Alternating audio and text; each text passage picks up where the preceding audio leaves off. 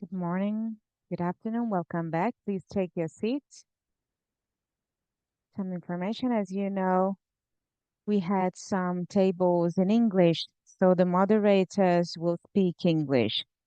So for those of you who need the simultaneous translation, you have the QR code here for the Zoom connection. So you just have to use your mobile phone, your earphones, not to disturb those with you, and you will find the right option for simultaneous translation.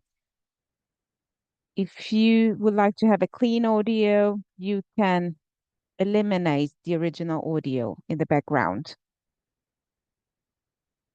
We have some slides.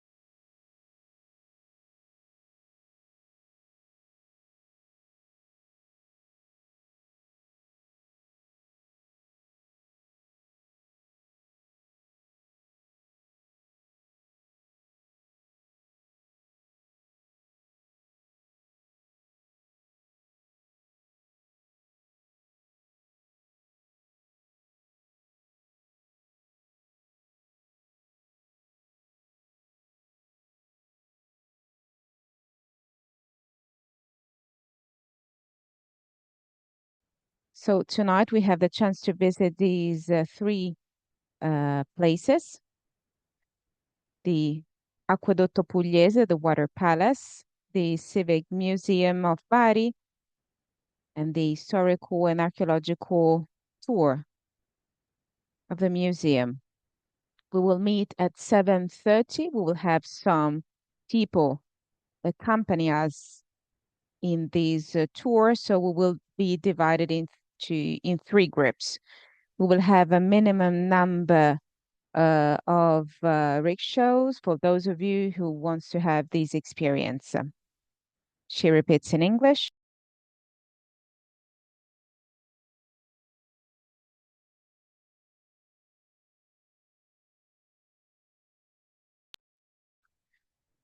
Then tomorrow morning, we have two tours, one in the old city and the other one in the archaeological park. You should have the confirmation of booking from our staff. We will have a shuttle at our disposal. The meeting is at 8:45. The bus will leave at 9. The meeting point instead for the Percorso Nicolaiano is the castle, the Castello Normanno.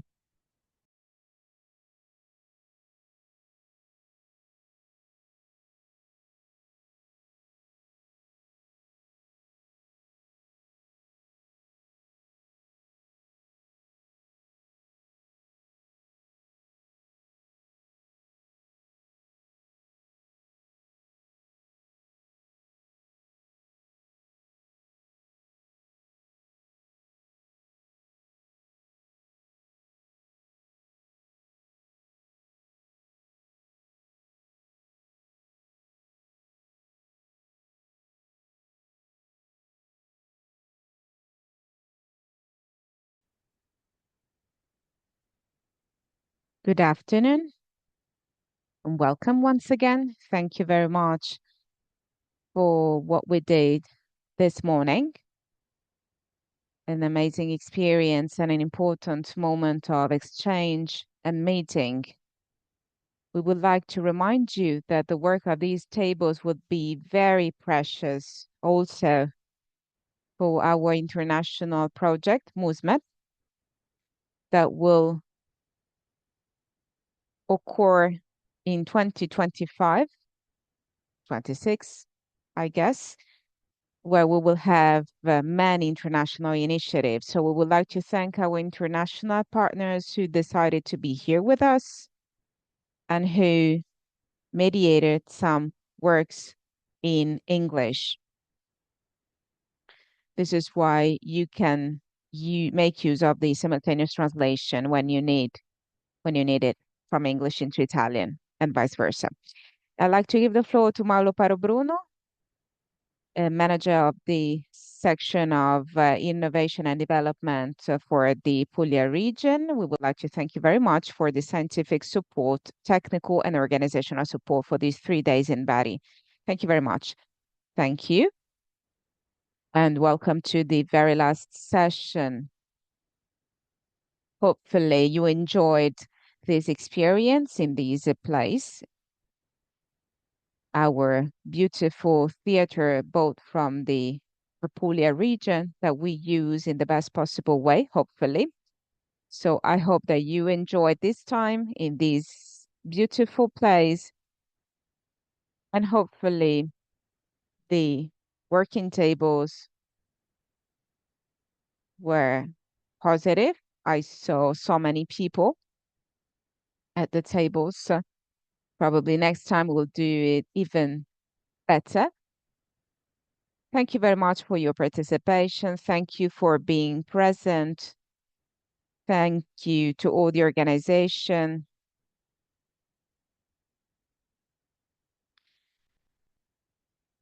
Let me anticipate that there are some logistics that we have to follow. People will have to leave, so we will not follow uh, a strict order for the tables to present their feedback.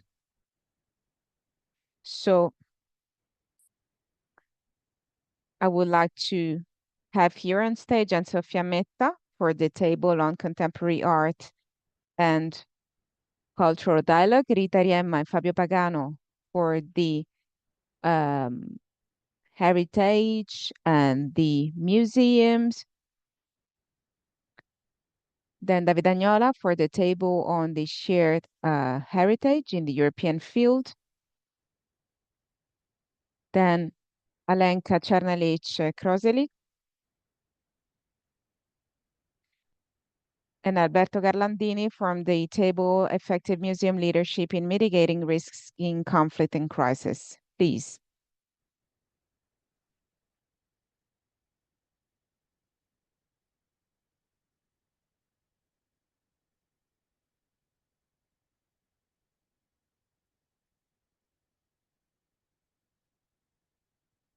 So you will have the chance to use the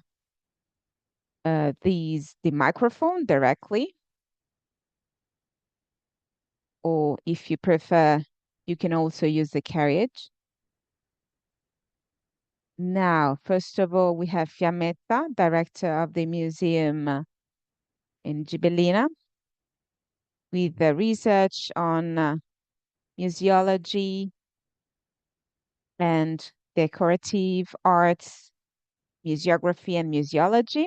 Then the director of the museum of the foundation in Gibellina, awarded in 2011 with the ICOM Award for the Best Cultural Mediation Project in Italy. Then we have the Ludovico Corrao, whose research explores the shared characteristics of artistic production across Mediterranean area. And then we also have Francesca Corrao for the Ghibellina project. So please, you have the floor.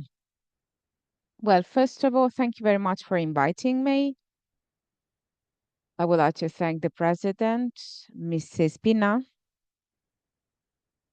I would like to thank those who wanted us, and me in particular, to be with you today.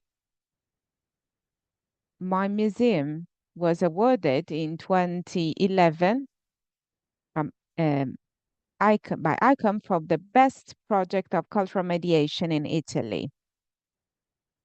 And this is something that accompanied us for so many years now. Because as I was saying yesterday, the museum was created in 96. And this happened in a very delicate moment when Ludovico Corrao unfortunately died, and with this person I had launched this project of the creation of the museum. So with this history, we have beautiful and important moments. The opening in 96, the 2011 ICOM Award, and then the award of being the Italian capital of contemporary art. So I would say that it was really worth it. The table was beautiful, intense. It's an experience that I had never done in the past. I'm not saying that I was a bit anxious, and I thought that anxiety maybe would uh, decrease with age, but actually, it's not like this. Unfortunately, I tell you, anxiety increases instead. However, the table was very good, and I found myself with a group of people with whom we shared so many thoughts, people with so much to say, with so many experiences. And we met uh, asking ourselves questions, not secondary questions, but important questions. First of all, what Mediterranean is today.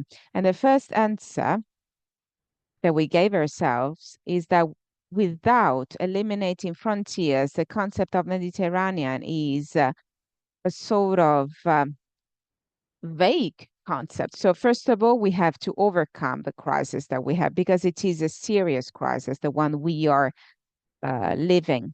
And then we have to eliminate frontiers. And this is something that ICOM knows very well. And we have to give everybody the possibility to contribute, to circulate.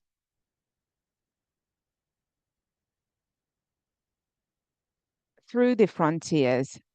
And starting from this, we can this finally discuss about what a Mediterranean museum could be. Because we started in 1996. We had initiatives in North Africa, in the Middle East, in the Arabic Peninsula. We went almost everywhere. And the vital space has diminished now. We cannot move and we cannot go anywhere. So it's like Gibellina mm, born again after the earthquake. And the images of Gibellina are like the same when we see the images of Gaza during these years where we have destruction everywhere. And our task will be to come out and sue again, so to say, what is now being eliminated, falling to pieces. Our story, the monuments that get lost. We all know that. The table discussed about these issues, these topics. So we wanted to understand what we would like to do working on a project on the Mediterranean area. What could we do? How could we go on? Well, you wanted 5 lines. Actually, we have 15 lines as a feedback. It's not a big thing, I think. And the words in these lines are strong words. First of all, the vision of museum as a space, which is a transdisciplinary space where the Mediterranean is not just a geographical area, but an enabler of experiences and identities.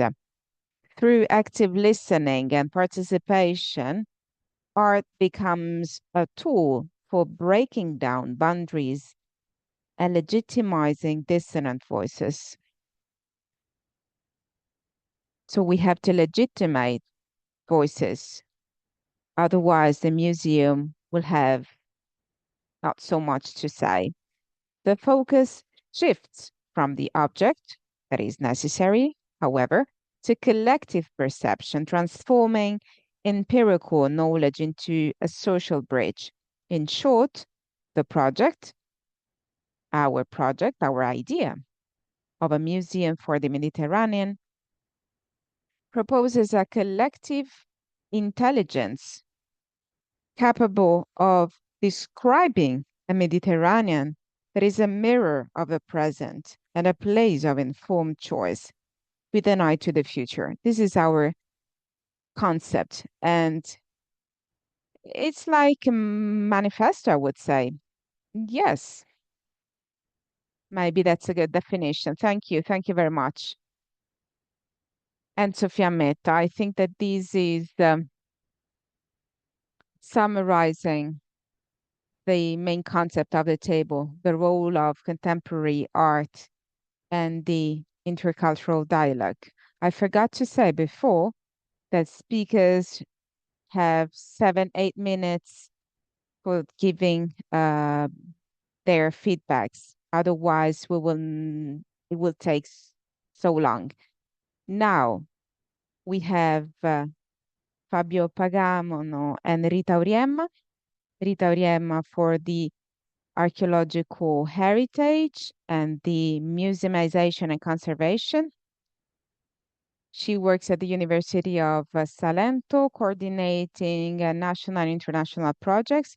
Her research is on the archaeology of landscapes, especially coastal and underwater landscapes for the development of the population and the development of forms and interactions between man and environment. She works in public archaeology as a tool for sustainable development of territories, aiming at the promotion and communication of the cultural heritage. Then Fabio Pagano, instead, the director of the archaeological park of the Campi Flegrei. He works at the Ministry of Culture since 2012 with tasks and senior positions at the National Archaeological Museum of Cividale. He works in the field of teaching of tourism and cultural tourism. Is the author of so many papers on research fields, and especially with a special focus on the late antique and early medieval periods. We have Fabio, who will be the first. Yes. Thank you. Good afternoon. We would like to thank you very much for inviting us, for giving us a chance to play this role. I would like to thank also those who participated and gave their inputs during the table. I would like to thank the president and vice president. We wondered about the concept of archaeological heritage, and especially the submerged archaeological heritage. And we wanted to interpret some elements that you will see in this summary that we proposed. So something typical where it can be a paradox, but sometimes it's similar to the non-material dimension. It's an heritage that we all perceive as something existing. We know that it is there. However, we do not have contacts with this heritage. And when we do have contacts with it, people change their approach. It is like a proxemic approach to the typicality of the visit. So changing their status, putting on a wetsuit, entering the belly of a boat, getting into a canoe. Therefore, following this specificity of the environment where we are included in an environment that is different from many other environments. Sometimes we have several factors, several phenomena, such as bradyseismic phenomena, that change the main factors and values of the environment. And With this, there's also a huge relational dimension of the heritage itself and the acknowledgement of the contemporary value that it has. I mean, looking at the experiences of the submerged park of the Campi Flegrei, well, this is an institute managing the complexity and beauty of 27 different places, also managing uh, protected area, marine area, um, that is quite big, almost 177 hectares in terms of size. Sometimes sizes matter. And we know that is a very big area. And in this area, through path um, done with the other institutions involved, in the last 25 years, we have had a coincidence of different uh, purposes and also intertwined destinies of multiple stakeholders. And we try to interpret these destinies. We are talking about a territorial community in the 80s, in the 90s, that strip of sea was like full of iron. It was like an old sand-covered wreck of rusty piers. So 30 years ago, this would have been the picture in front of our eyes. Instead, this is a different place. We take care of these protected area. We have free access only when authorized to the area. I can guarantee that now this is not a place for deprivation. It is a place for opportunities. So many people also found some good consequences in terms of work because there are so many people working there now. And this is something that we should never take for granted. So we think that the submerged heritage that is submerged in its nature, but also for lack of capacity from the management point of view, from the administrative point of view, well, we can actually find the right way to follow the general principles of the UNESCO Convention of 2001 on the preservation of areas and conservation of areas. And this is also the attempt to have good practices in the eco-museums, in this attempt to build everything from through a bottom-up approach, looking at these individual community destinies intertwined so that we can try and build a path for acknowledging the contemporary value of what we define as a liquid memory. We would like to think of the concept of frontier. Let's remember the words spoken by Flavia Frisone, the concept of frontier. The submerged heritage is a sort of frontier line.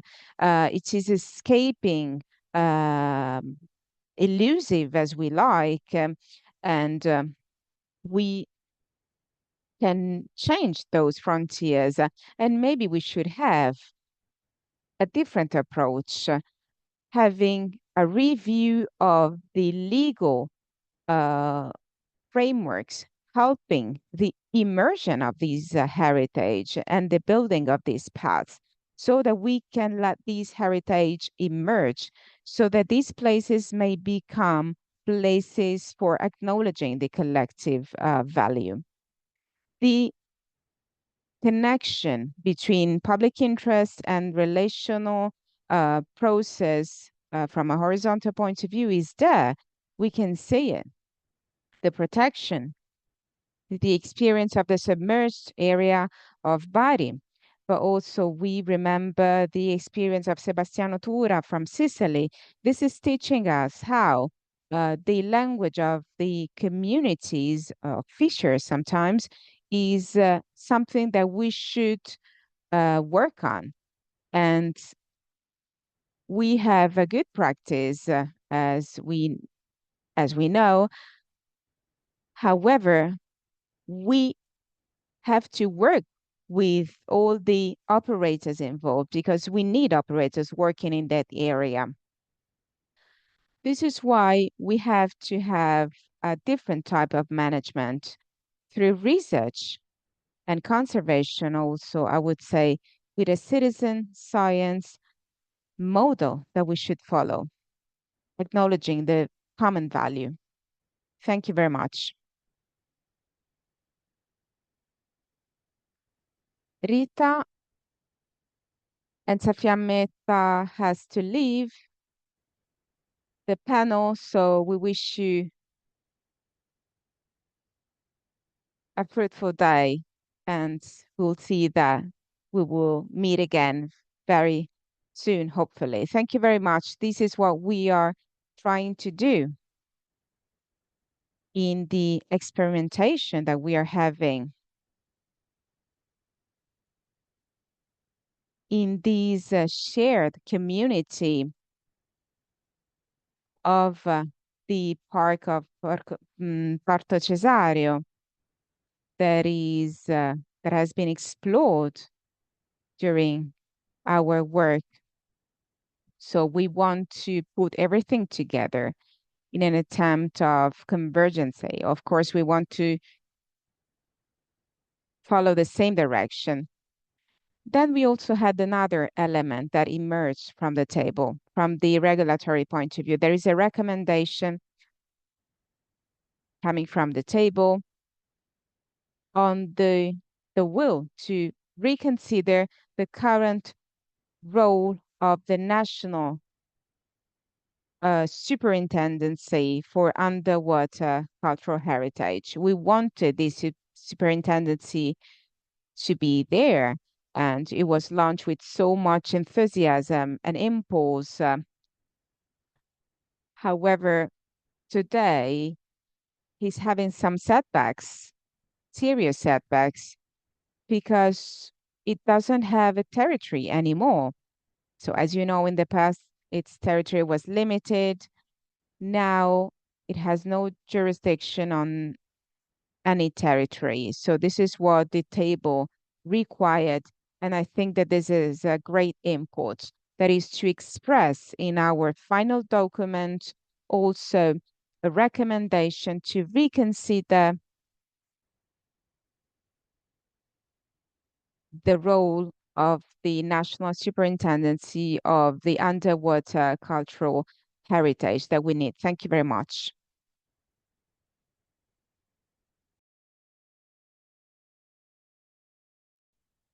Many thanks, Rita. Great. Your feedback was perfect. And it will be absolutely key as a message coming from Bari. It is, of course, a very important need. So we have plenty food for talk here, so let's move on. And therefore, I'd like to invite Mr. Gnola to present the recap on their work on museum cooperation and shared heritage in Europe. Well, our table was highly participated, so I thank each and every one who participated, and the attendees had numerous and different experiences, and that was a little bit difficult initially because we had to compare and share cooperation experiences. And at European level, we saw that working on heritage and collections, we had to understand what type of desire and willpower was available. So it was very interesting. I have taken part to numerous networks, not only AMMM, as you've seen this morning, but also other more informal networks pertaining to the Adriatic Sea.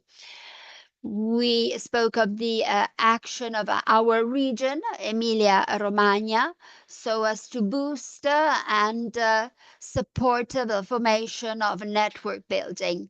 So what emerged is that we wanted to share a vision of having a network that behaved as a tool. And in my experience, which is quite old-fashioned, I wanted to hear the others to see how to look beyond and see how we could share experiences, work together, work out of a comfort zone. And in fact, there are no comfortable situations at all. And so participation to networks becomes of strategic importance so as to design new directions, tactics, strategies that will offer, more internal stability. So looking outside will allow us to build something which is more solid in our own community. So the vision of museums nowadays has to be as open as possible, open towards a community that has relations with the collection, the holdings, the heritage, the community, be it local, territorial, or more.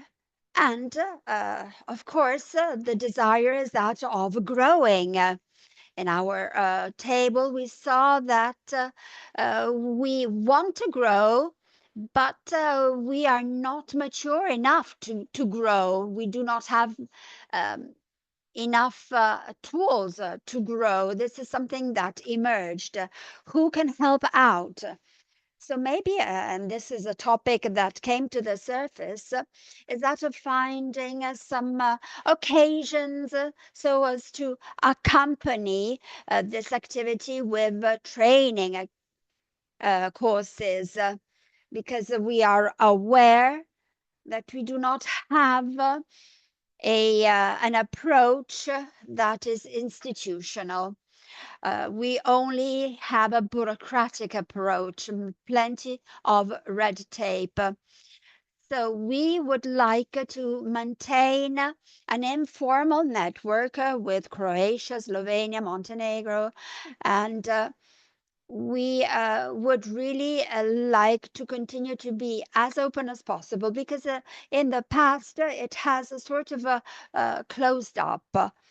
So we wanted to continue to approach our work by sharing experiences and working together with the community. And so we've seen that we could sort of have a central role in terms of policymakers, because there are some realities that are already built and that work well, like the regional directions of museums, institutions, some structures and facilities of the ministries that can help out.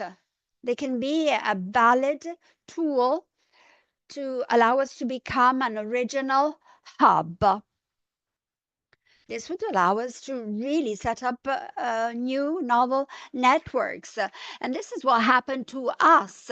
When we started, we were just a small museum. And then after decades of work, well, we were more well known. We attracted more people on these topics. And it was very natural to embrace more people into the network. To close, we have a request for ICOM. Since many museums are partners of ICOM, recognize themselves in ICOM.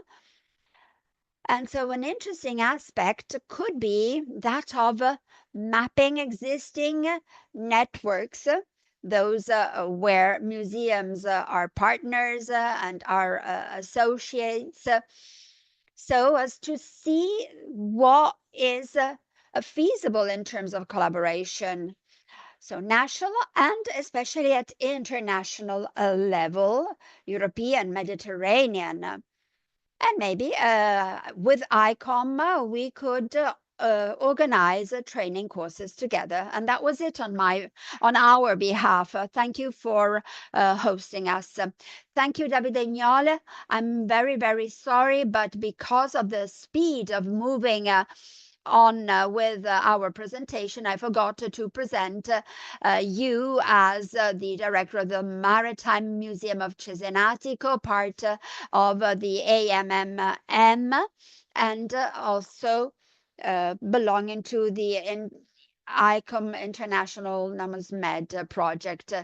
Davide Gnola participated to numerous formal and informal networking projects.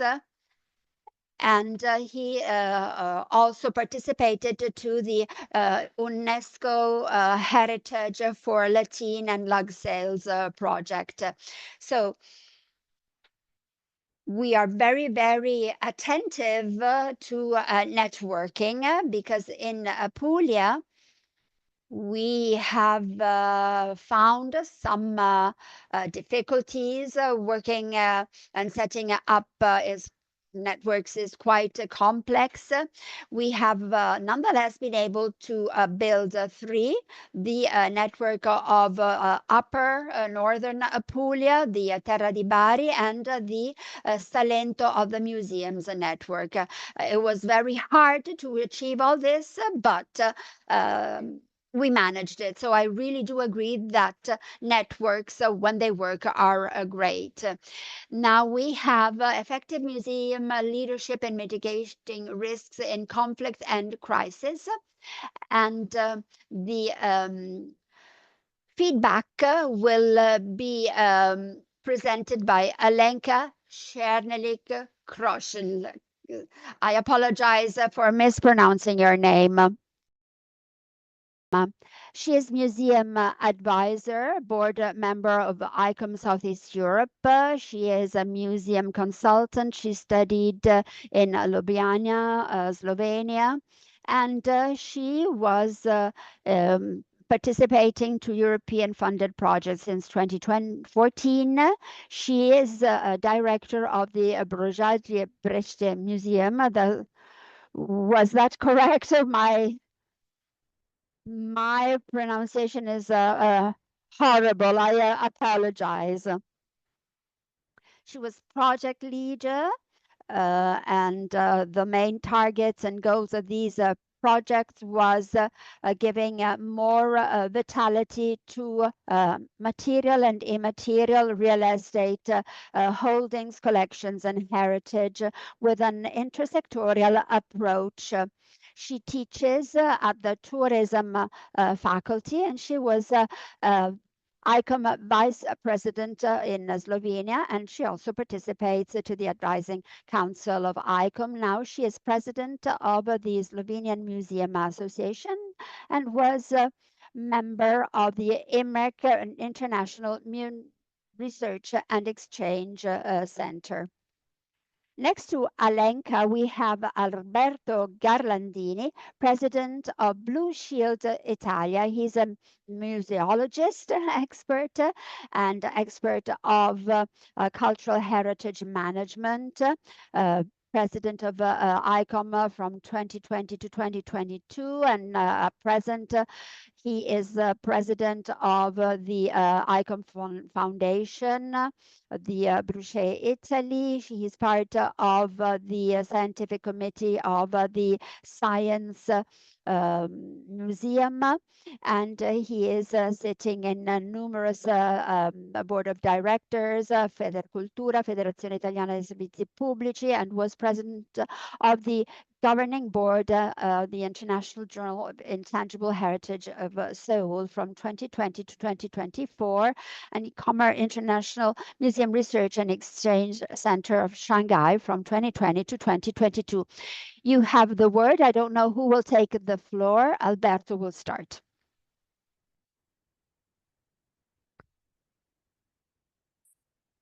Very well. As our coordinator just explained, our work has been tackled in English, and we have faced this subject matter of how to transform museum professionals in experts of how to face risks that are becoming more and more.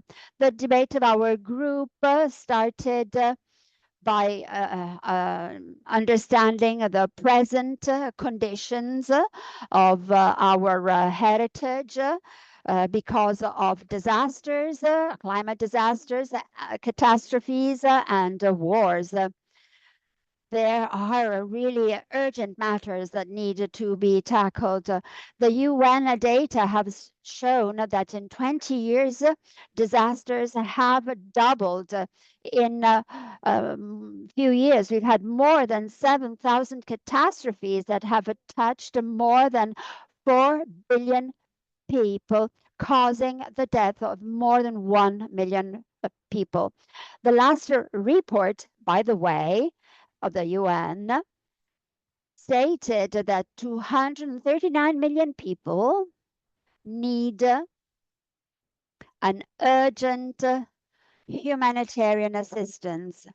Wars, especially those in the Middle East and Sudan, Myanmar, Ukraine, are really causing displacement of millions of people. They have to move out from their homes in order to survive to these dramatic conditions, and the number of casualties continues to increase.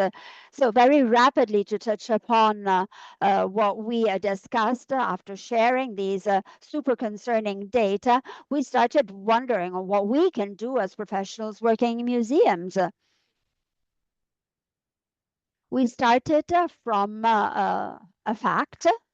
We're very well aware that risks and dangers for museum holdings and collections cannot be eliminated. They will always be there, but their effects may and have to be mitigated. And how? Well, by performing analysis of vulnerabilities, emergency plans, effective measures of conservation, preventative conservation, involving communities, and then large and broad-ranging updating of competences of what we call staff training. This is the key word, sorry. We have to build our professionalism on this, and our role in this present world is prevention and risk management. We have to be able to react to emergency and rebuild. But furthermore, it is important to get prepared to what may occur, or else we're not able to tackle the situations. So this was the first focus of our group. So how to manage a crisis, how to get prepared for them, and how to reduce and mitigate damages. And we also referred to the number 5 resolution by ICOM passed in Dubai that is linked to the ability of museums to tackle emergency and promote museums that are able to be resilient together with resilient communities. And the second focus of our work regards professionals, those working for museums. We should shift from planning to leadership, an ongoing approach of aspects, so as to always be ready and react to aspects. So as professionals, we have a must, and namely that of ethics. And I do agree with the other colleagues said. So we do agree that yes, experience is important, and experience can only be made available to everybody thanks to networking. And so knowledge exchange is one of the words, keywords that has been added in terms of the definition of museums. So exchange of knowledge, exchange of best practice, sharing technical documents, scientific documents and files that are available but are not made available to all museum associations. So we need guidelines. And then the last keyword, cooperation.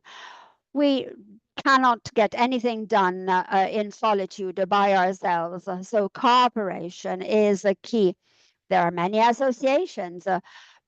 There is cooperation amongst museums, but we can do even more and better. We have to improve our cooperation because in the heritage sector, when we have these crises like climate change and wars, we have to have a stronger cooperation, a cooperation between all the bodies of heritage, but also other sectors, not only heritage institutions, but armed forces, enforcement officers, the police, civil protection, the Red Cross, all of those bodies that are competent and can collaborate and help us collaborate better. And then we refer to the experience of the Blue Shield. It is a very useful experience. And we have invited museums to be protagonists of the Blue Shield International experience. By the way, we also have the Blue Shield Italy. And now the word to Alenka. Is it working? Yeah. Thank you very much. I don't have much to add. I just want to say that I'm honored and happy that I can be here in the name of ICOM Southeast Europe, and that I could discuss and a bit disseminate the results of our project, effective museum leadership in mitigating risk in conflict and crisis, that actually we led in 2023, 2024, one of the SAREC projects like the conference that we are on now. So it's always very good opportunity to share the knowledge, to kind of see basically the same problems that we have all around the world, but then how to do it, how to mitigate this, how we are working on them, where we are. This is always very helpful and useful. So I'm really thankful for the group. I'm really honored that I was sharing with Alberto, because this is something special. I actually first saw you in Milan, so at the general conference when he was the president of the committee and then the president of ICOM, and yeah, no, so what comment to now? Thank you very much for including me here, for including me in this, and thank you to all. So I think that this is an ongoing thing, what we talked about. It will never stop. We will always have a lot to do on this topic, from the local crisis to global crisis. But as you all said, if you have a good network, if you know people, if you can address somebody with the same problem, it's always much better. So this is very valuable to have different types of networks, ICOM and the others. And of course, to be involved, even if you don't know the basic language, everything is possible. So thank you again for enabling us to listen also in English. Thank you very much. Thank you so much. Thank you so much. So this is really a hot topic. Cooperation, networking. Well, this really allows us, to become sustainable and to avoid as much as possible the negative aspects of these situations. So many thanks to you all for sharing your results with us.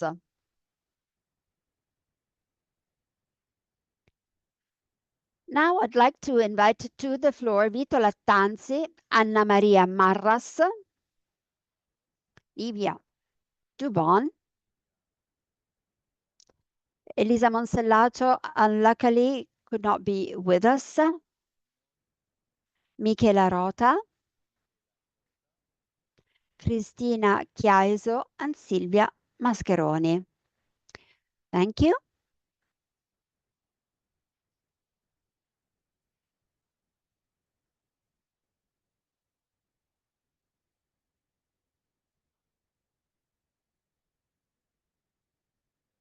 Very well, waiting for you to come to the stage. Let me just start from the work of table number 4, collective memory and intangible heritage, the digital as shared space. It is one of the most interesting for me personally, the work that we perform in Apulia in terms of tackling digital transformation.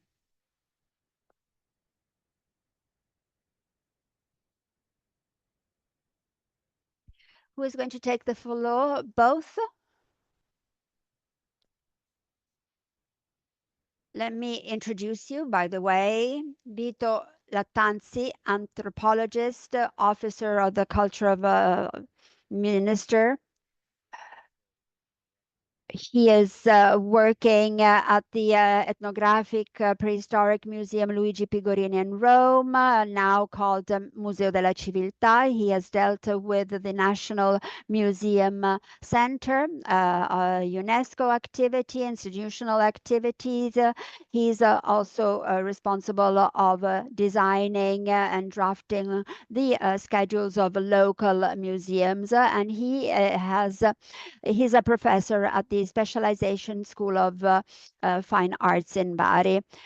Now to Mrs. Marras. She is working at the Perugia Center, and she has the ICOM. I become a researcher. She's president of ICOM, and she works at the University of Turin. She is part of the executive board of the European Association for the Digital Humanities, and she proactively and actively contributes to the international debate on digital policies for culture, heritage, and professional competence in the digital field. So you have the floor. I will start, and then I will leave the floor to Vito. To start with, let me give you the feedback of what emerged from our teamwork. Now, before deep diving into the results, I would like to thank all the participants of the table because they were really great and give impetus to new reflections. The Contemporary Museum is a hybrid space where collective memory and immaterial intangible patrimony and heritage become participative and interpretative. Because digital as an infrastructure that is social and technical, the digital technology, I mean, contributes to making the cultural heritage visible and transmissible. And starting from this, we have highlighted some of the points that we considered important. So first of all, the collective memory of the museum for the intangible heritage. We've also prepared a PowerPoint to illustrate the wealth of our debate, and it was incredibly important to share the work we've done on an aspect, namely that the intangible heritage is something that is absolutely key. It is logical, historical, and it cannot be given for granted. Without the intangible heritage of collective memory, we could never be able to have a holding of collections. We could not have culture and heritage. Of course, performing this digital work is a promise, but it also has some risks. our work between a museum, collective memory, and cultural heritage has been studied and evaluated by all of the participants of our table. And so thanks to the digital technology, we can have a strategic resource, a socio-technical infrastructure that will allow us to have a cultural mediation. So, as I said, a socio-technical, temporal space infrastructure that makes visible what is invisible, namely the intangible richness of culture. And so it's our duty to allow everybody to understand the sedimented and stratified memory of all the communities that are impacted by museum collections. So we want to have a polyphonic voice, and without a polyphonic voice, we would never be able to represent all of the mechanisms that are instead made available and offered by the digital technology. Another topic emerged, and I'll give the floor back to Anna Maria. Another important aspect is interpretation. And it will allow us, with a digital tool, to have other interpretations. What do I mean?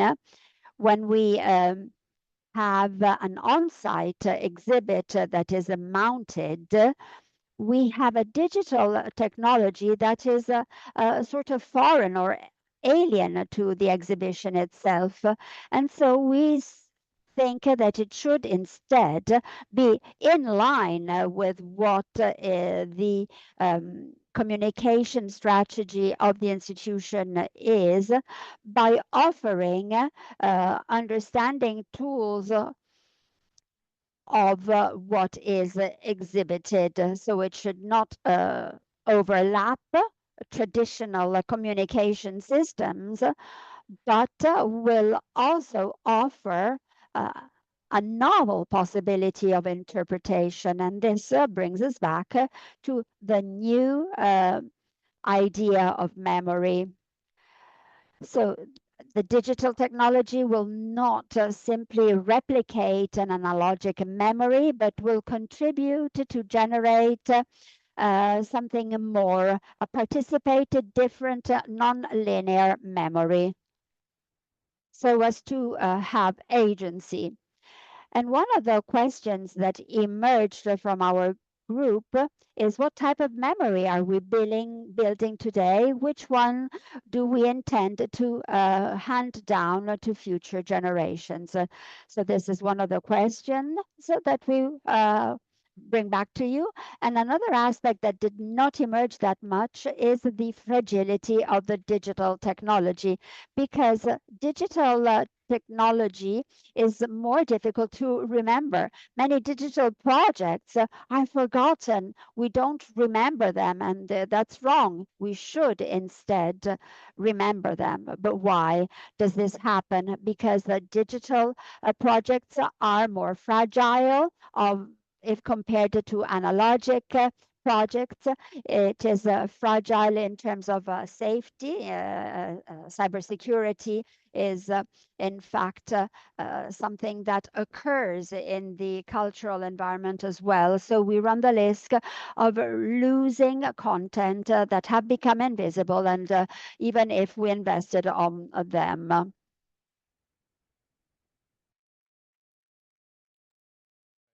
Thank you very much. I think that one of the main keywords is about preserving. So the long time preservation is the key element we are focusing on.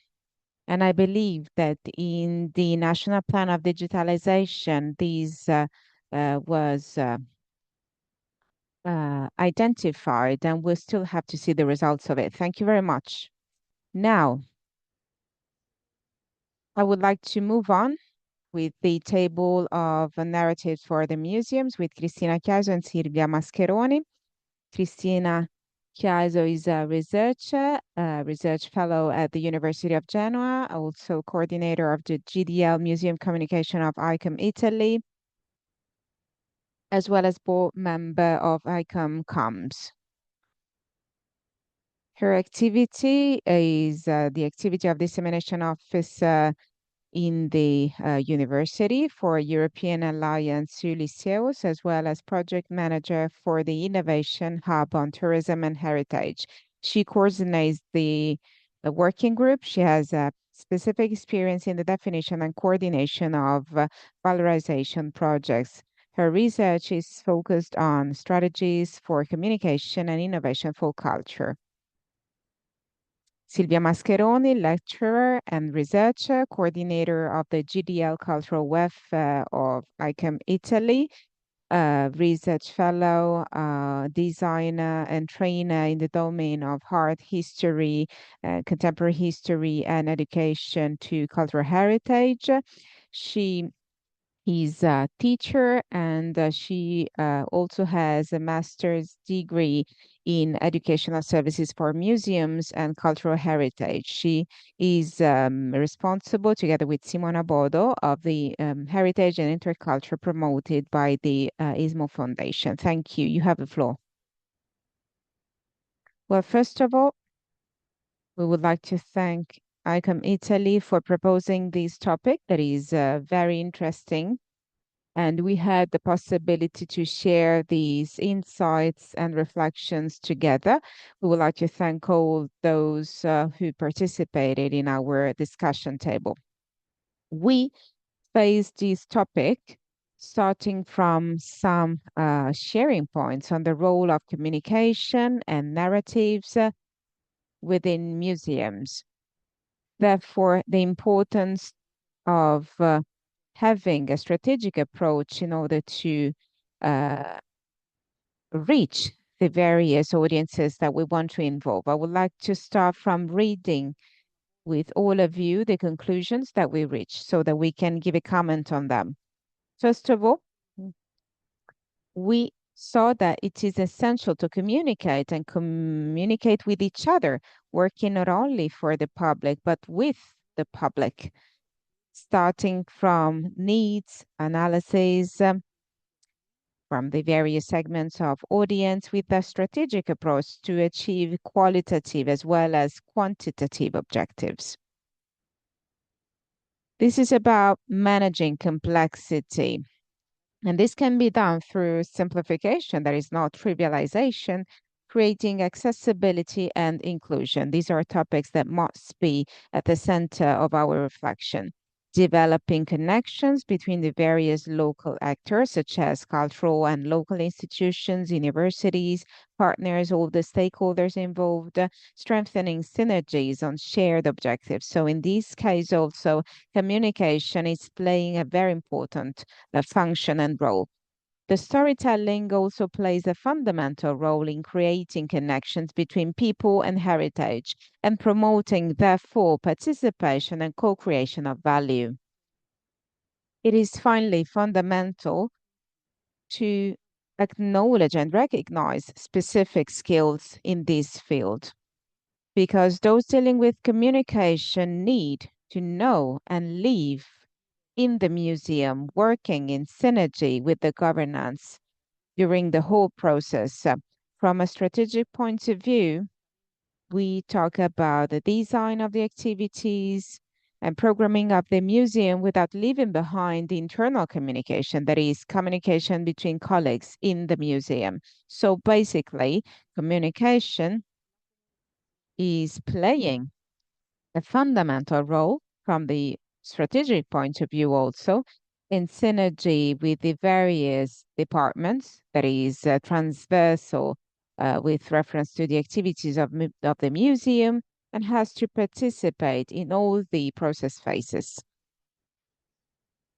This in a world where museums are geared towards paying attention to their public, their audiences, involving people in the museums, on contents, on objectives, strategies. This is fundamental.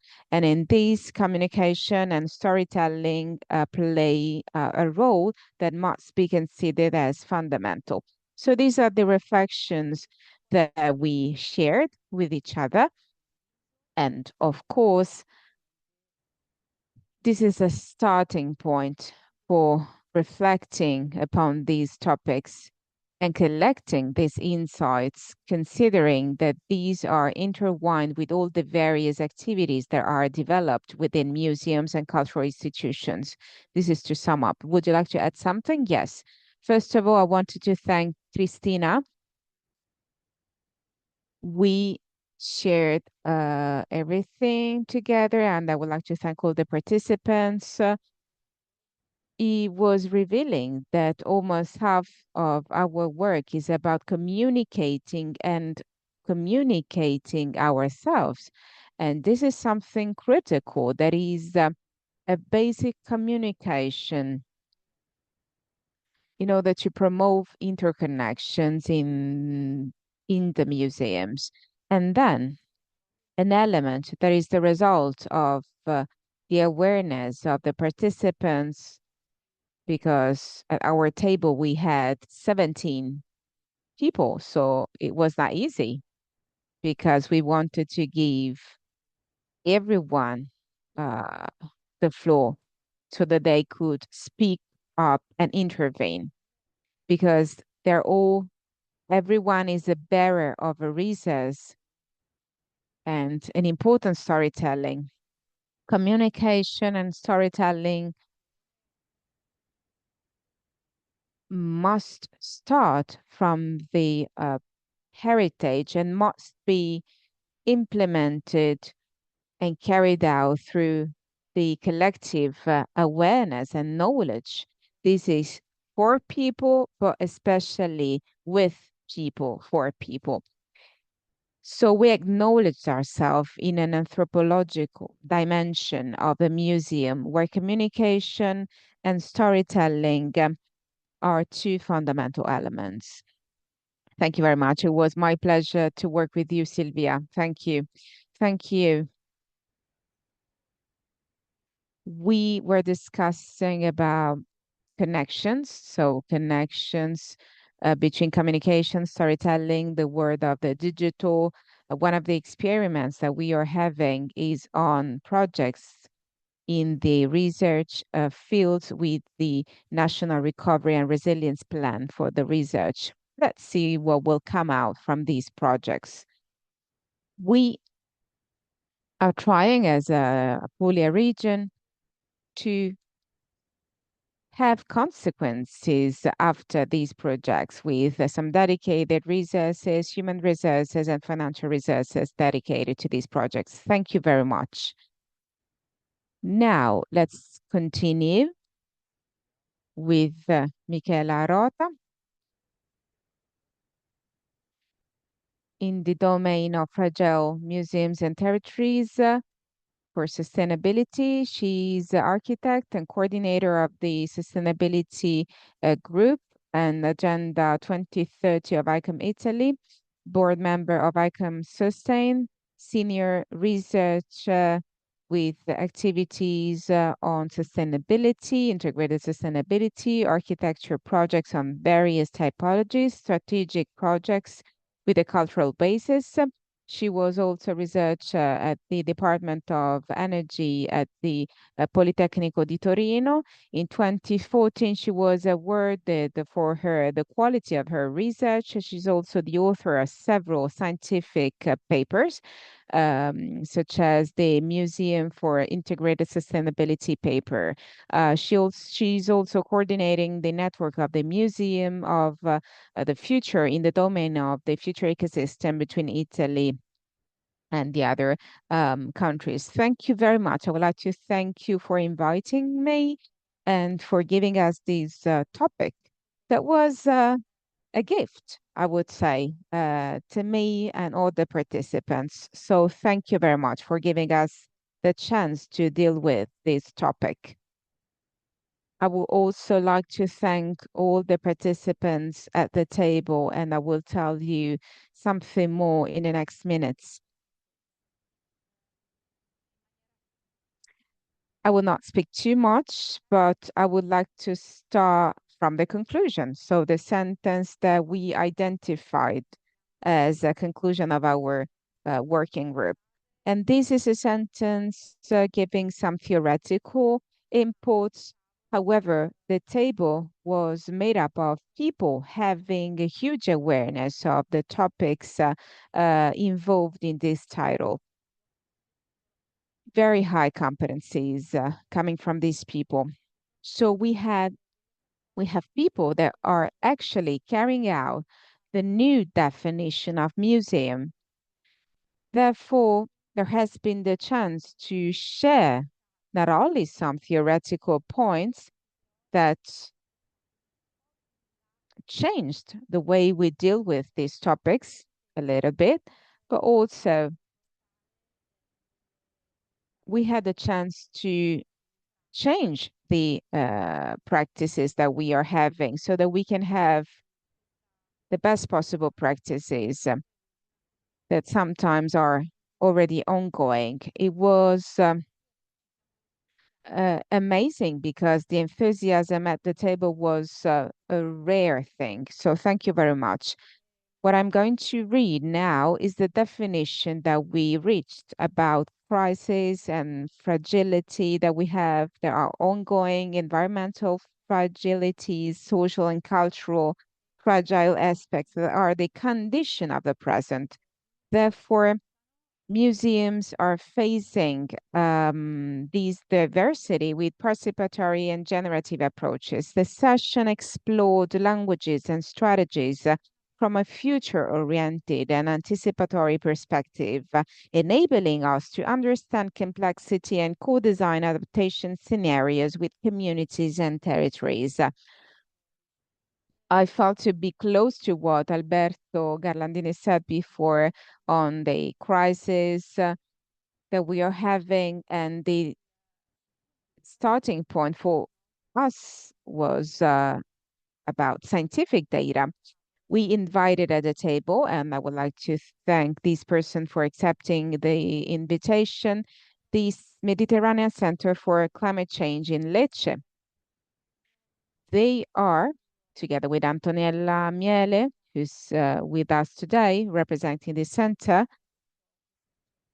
they are following a foresight section as well, working on practices, starting from scientific data that is about the condition of the present that must be dealt with, where we have the possibility to mitigate, as we said, but also to carry out these adaptation strategies. This is why we started from the current data. Then we wanted to know about the experiments and tests that they are carrying out, that is about social and cultural projects involving communities in order to carry out some adaptation strategies. Because if it is true that regions must implement these adaptation strategies, this is possible.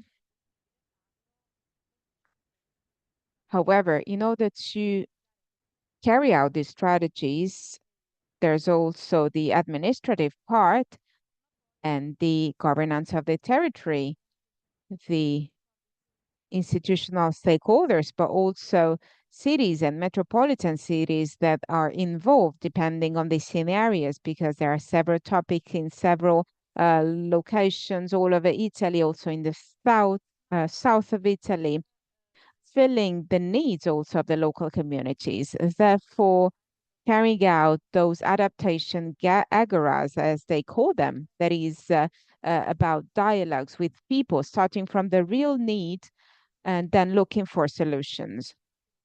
So this is for thanking them because they also deal with the topic of the lack of information that we sometimes have, carrying out so many strategies. I'm not telling what museums can do. You can imagine that. It is also about everything having to do with sustainability. We had so many examples. Another institution that is beautiful with the participation of so many people coming from the Apulia region, um, and also linked to the project of the network of future museums or museums of the future that can also exalt this sharing and dialogue between the various practices that we have so that we can really be in line with each other.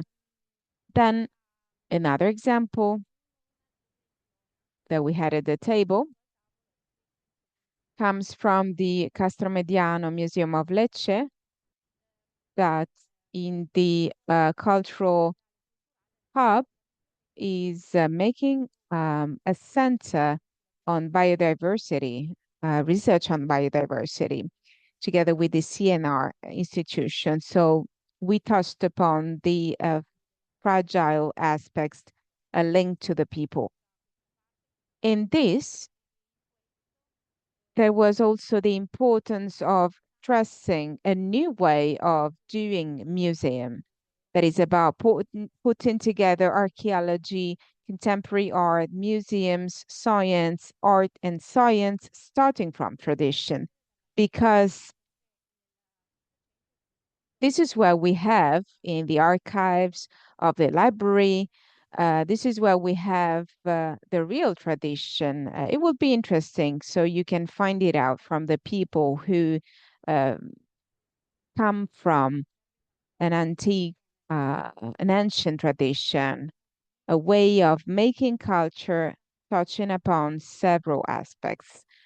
So these scientists, experts of climate, uh, people of culture who did these discoveries. So we have these archives, and starting from these archives, we thought about putting these projects together. And there are also some other experiments coming from the territory, and of course, touching upon the topic of biodiversity. And also, the lack of biodiversity, of course, is one of the main consequences of climate change. The fact that we have also archaeological areas that decided to regenerate the territory also through some agricultural practices, organic practices of agriculture, thanks to the fact that the territory is an agricultural territory again, communities are now back to those territories, places where that were assaulted in the past and attacked by people. Now we are having communities coming back, taking care of the territory and taking care of the area, in this case, the Parco di Muro Tenente that is involved. So there is this mixture of topics, so much archaeology at the table, interpreted through the lens of these various possibilities. Excuse me for not mentioning some other examples. There were so many. However, they will be included in the papers. Then a request that I received is to try and organize a day of study, a conference, because there was so much richness coming uh, from our table and also some other tables, the possibility to do something differently in terms of museology. And this is something that we should study together. I think that we should do it. Thank you very much. Thank you, Michela, for these feedback. And I have to say that in each topic, there's a thread, a common thread on biodiversity, sustainability, the digital world, and of course, Now we will conclude with the table on museums, practices, challenges for the Mediterranean area and Italy, and the decoloniality in museums. I give the floor to Livia Dubon, independent curator and researcher. She's a researcher in Italy and also Nicaragua, working on independent research projects. She also has an MA in Museum and Gallery Studies and a degree in conservation of cultural assets and heritage conservation. Her work has been published on archive papers. Also from Routledge, she worked and collaborated with cultural organizations in several festivals. Thank you. You have the floor. Well, first of all, thank you. I would like to thank you for inviting me. I see this invitation as a gift. So I also feel that this table was in harmony with so many topics that were dealt with, such as the importance of relationship, dialogue, memory, communication. Maybe what we wanted to do in our table was to look for the how. Also, this distinction between decoloniality and decolonization that is a widely used term in the last 20 years, sometimes in a superficial way. So taking a step back, not talking about actions of decolonization, but rather talking about what it is, being decoloniality, the value, the attitudes that we have behind this. So the table has faced these topics in progressive phases. It was like a process that we faced as a moment of sharing, also with several doubts. We did that talking about what we may call positionality, what this is all about. Then talking about the decoloniality, we face these topics also listening to the voices of people, of theorists who have been theorizing this for a long time. Then we also talked about the risks linked to decolonization when this is done with from the point of view of the whites, and then something that unfortunately we couldn't face was about future perspectives. That is, the strategies that we can implement in order to move on, to move beyond the risks and beyond the white gaze, as we may call it. Therefore, I would like to give a definition of decoloniality that represents a specific setting of the contemporary fight against coloniality, combining several forms of justice, anti-racist fights, ecologist fights, feminism, trans and queer fights. The decolonization represents the objective of decolonial activism, but also a wide horizon of possibilities for imagination geared towards the future. Sorry, just a few seconds. The main concepts that emerged from the discussion were so many.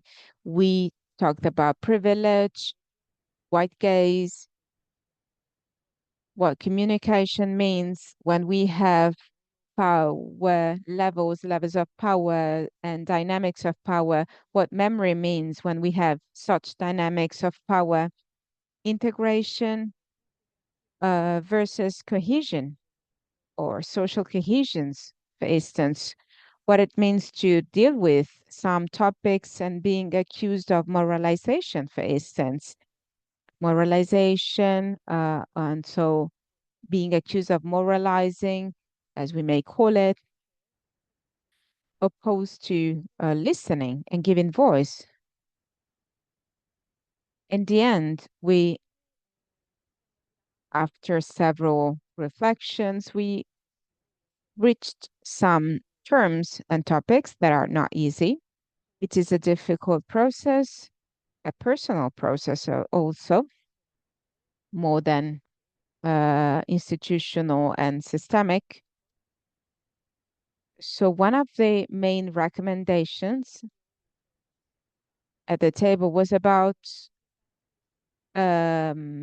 avoiding the hierarchical structures of knowledge, starting from an epistemic critical position, because these structures still today are defining us in our relationships and institutions. We identified the need for training that is about talking about these topics, understanding them, because for some of us it's a metaphor, for somebody else instead is a problem of existence, of acknowledgement and recognition, especially in Italy, where we still are missing the recognition of citizenship. And then we have the awareness of our positioning, of the risks related to it. When positioning is difficult to be understood, when we have no accountability, when we have no dialogue allowing us to understand our departure. And finally, the creation of a common lexicon as a toolbox from an epistemic point of view, so that we can start speaking. Speaking also being aware of the meaning of each word.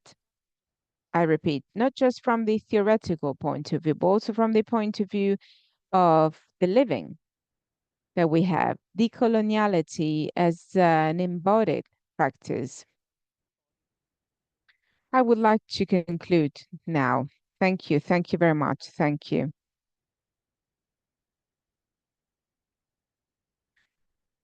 I think that these topics are really interesting for all of us. We should have a specific conference on these topics. I would like to thank you very much. Now we have the very last group, Daniele Gialla.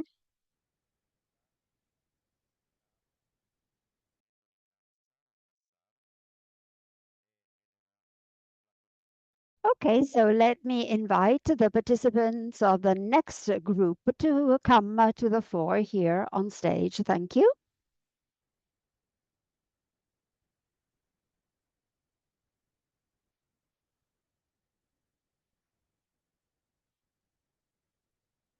I think the microphone works so very, very well. So since I need to leave Bari, I will be as rapid as possible. Our table was very active, highly participated, and we converged on the numerous topics. This is not our table. Please, technicians. I'm scolding you.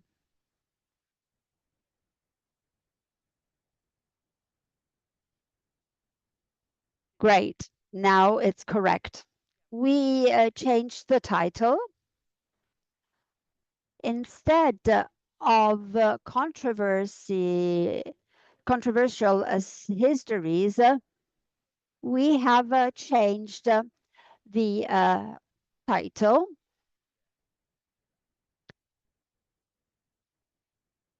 So something that is hidden, like, for example, the Colosseum, a great monument, but built with the war success and trophies of Vespasiano and Tito in Jerusalem with Jewish slaves, or to invert the sense and the value, as in the case of the extermination camps. So two different cases where the heritage is known, but the hidden value is present and evident. So what has really seen us highly committed in our debate was the interpretation and striking the balance between what is dark and what is shed by light. And so the self-limitation or the implicit authoritativeness of a museum, you know, the fact that museums are managed by dominant classes, where the power was represented by those who knew. Let's not forget the lesson of the 70s, the social history of art and the value that has been linked to a cultural heritage. And so antiquity, aestheticism, novelties, and the historical criteria that should offer justice to what was previously ambivalent and juxtaposed and in terms of the ownership of heritage. So the interpreter should be the audience and society. We have 10 statements, no, rather 12, one per attendee. We will put them together, mix and match of all of the statements. And I believe that our work will be translated into a recommendation for ICOM to be as loyal as possible to history, but with a critical hint, and to be open as possible to all the critical aspects and to participation. Thank you very much. Thank you to all the ICOM organizers from Antonella and the team. And it was great to have so many participants, and I'm very happy to see that the age of the participant is now lower. We no longer have so many seniors, but a lot of young people who are prepared, skilled, and competent, and with a lot of great ideas, and that really makes me truly happy. Well, thank you, and have a safe trip back.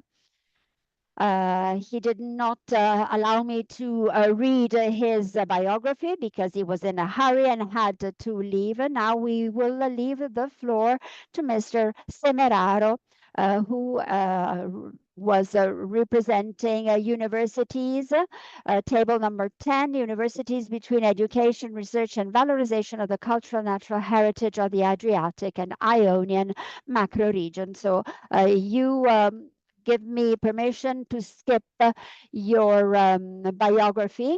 Yes, of course. Yeah. Thank you to the president of ICOM, to all of the staff for inviting me, and also and especially for organizing this convention, which for me was extremely interesting.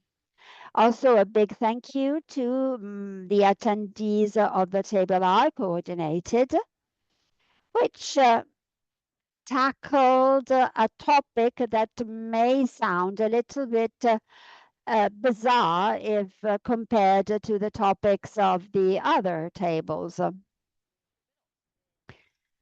Anyway, as emerged during the discussion, and I will give you an overview of our results later.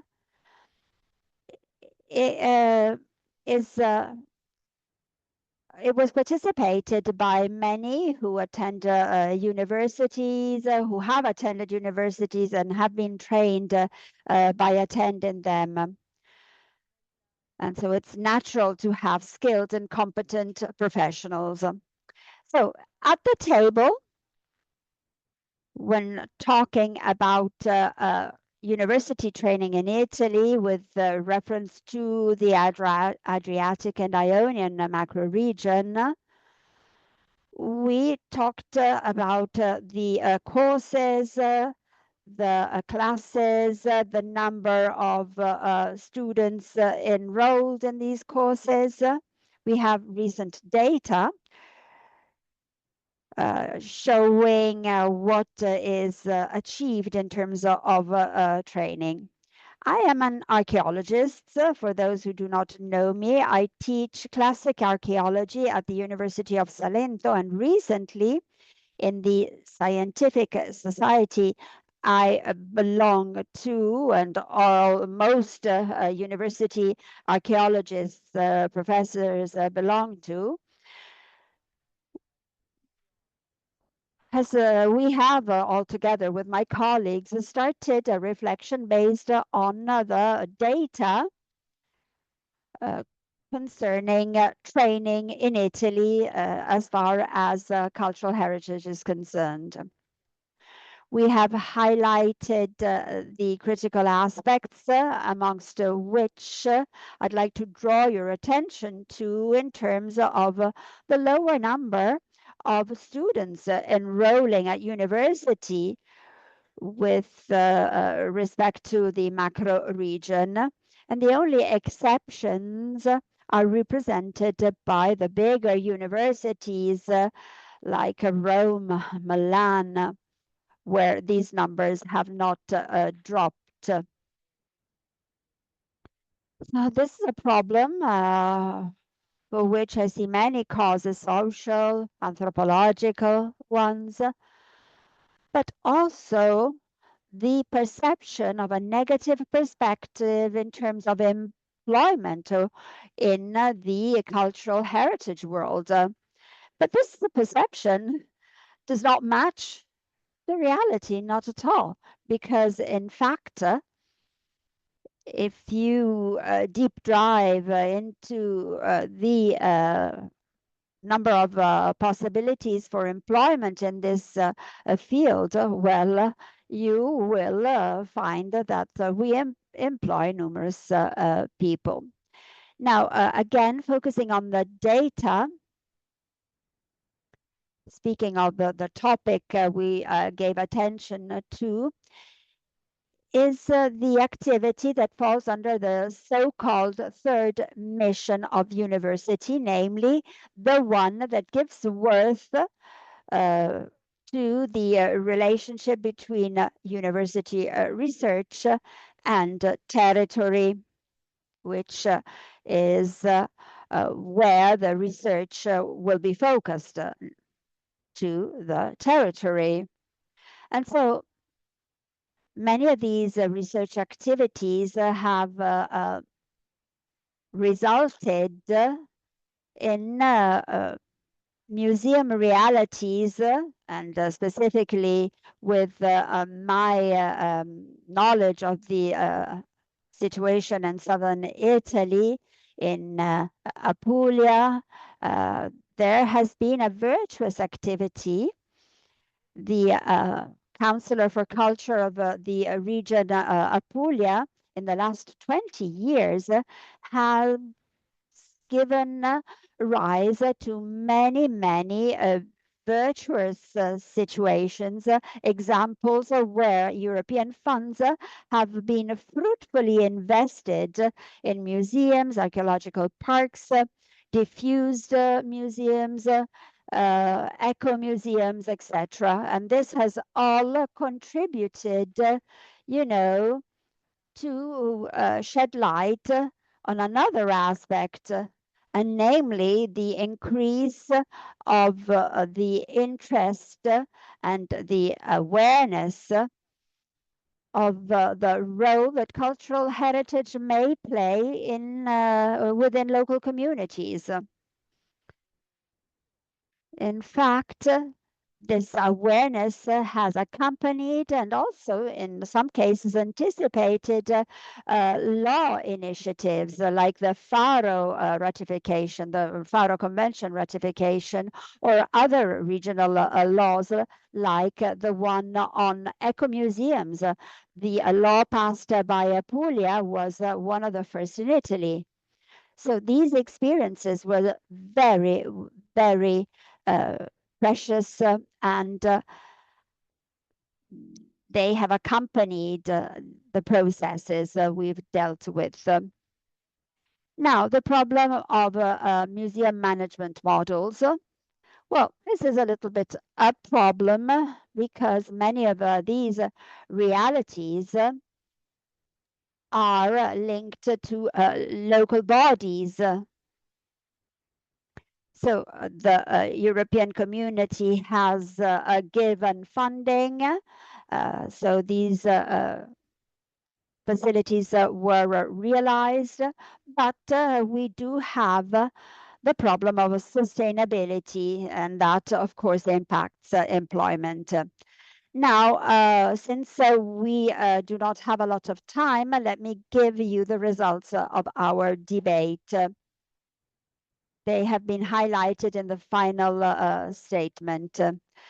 So we saw the need of strengthening the liaison between university and museums in the terms of training museum operators so as to get a better coordination, a better communication amongst these realities. So this is really closely linked to the training that are not ex cathedram, but are instead developed thanks to internships that are part of the university training aspect. Now, the latter, the training, namely, is not always up to date and adequate in terms of a contemporary museology. When speaking of training, communication experts, training management experts, new technology experts. So these aspects of training do exist in the curricula of the universities offering such courses, archaeology, fine arts, etc. But everything is very fragmented. Even museology, by the way, is a discipline, not a subject matter that is taught. It's a side discipline. And so from the table, we worked at, we recommend ICOM to keep this present when thinking about the future. So the acknowledgement of professional jobs and position as defined by the law 110. So the professionals that are experts in the management of cultural heritage. Then we also debated one last thing, and these are the projects that have been organized in the Adriatic Ionic area, resulting from university research. We've seen that this opportunity for the younger generations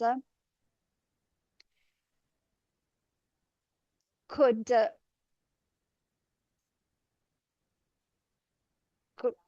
see this as a new model. So management models that will allow to rethink partnerships between the public and the private sector that may offer key tools that can be implemented, but aren't always put in place for a sustainable management of the museum cultural heritage. Well, thank you very much. Grazie. Mrs. Semerara really managed to share important aspects. We've already spoken about these items in terms of broadening, growing, and offering a better specialization when training at university level our students. And digitization is very important. Antonella knows that it has been very, very difficult when we needed to digitize to find the best and most skilled professionals for this job. So they not only had to be competent in terms of the holdings of the cultural heritage, but also in terms of metadata. And I believe that university institutions should walk in this direction. So management models, again,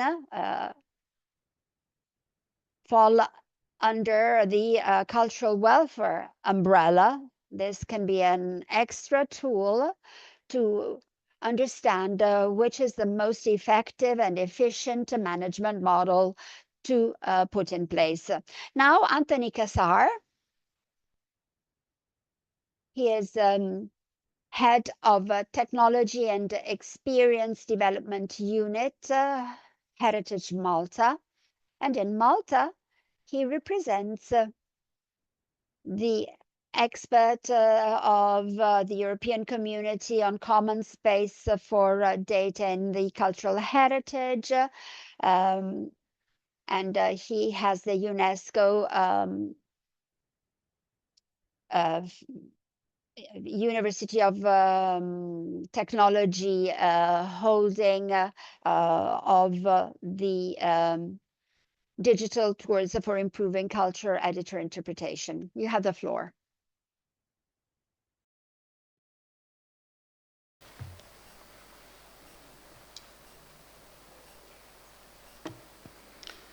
Okay, first of all, a big thank you to ICOM Italia for giving me the opportunity to moderate this table. And I was very lucky to have very, very competent and varied stakeholders on the table, coming from industry, from museums, and from research. And we could discuss this topic in some detail, and I'm sure we would have spent many more hours discussing it had we had the chance.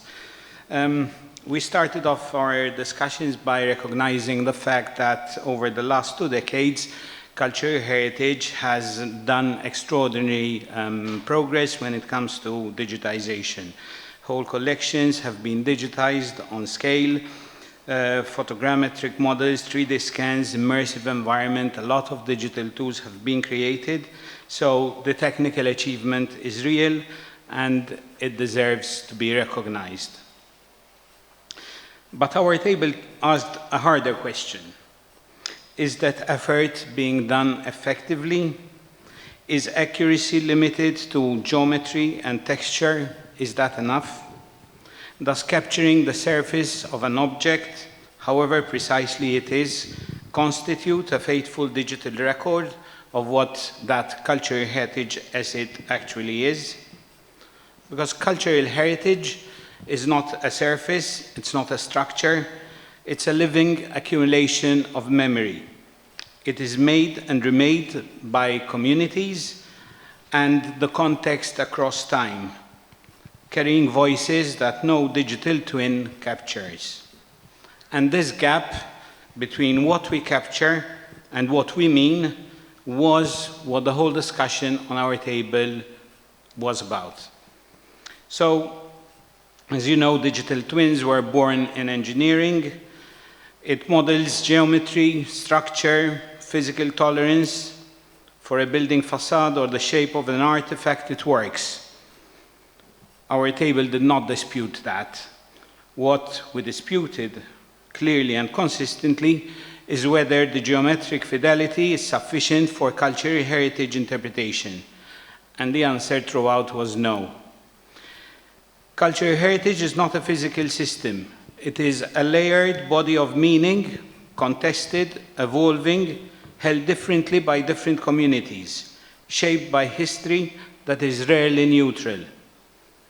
A heritage object carries its material form, yes, but it also carries the decision behind how it was recorded, that which is recorded in paradata, the intangible traditions attached to it, the community knowledge that surrounds it, and crucially, even what communities choose not to share and why.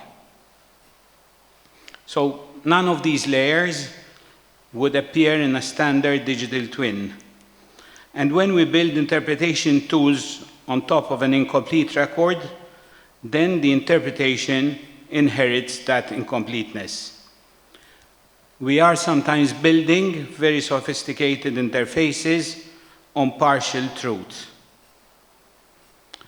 The conversation on interpretation kept returning to the same fault line. Tools are being selected before the interpretive intent is defined. Technology sometimes comes first.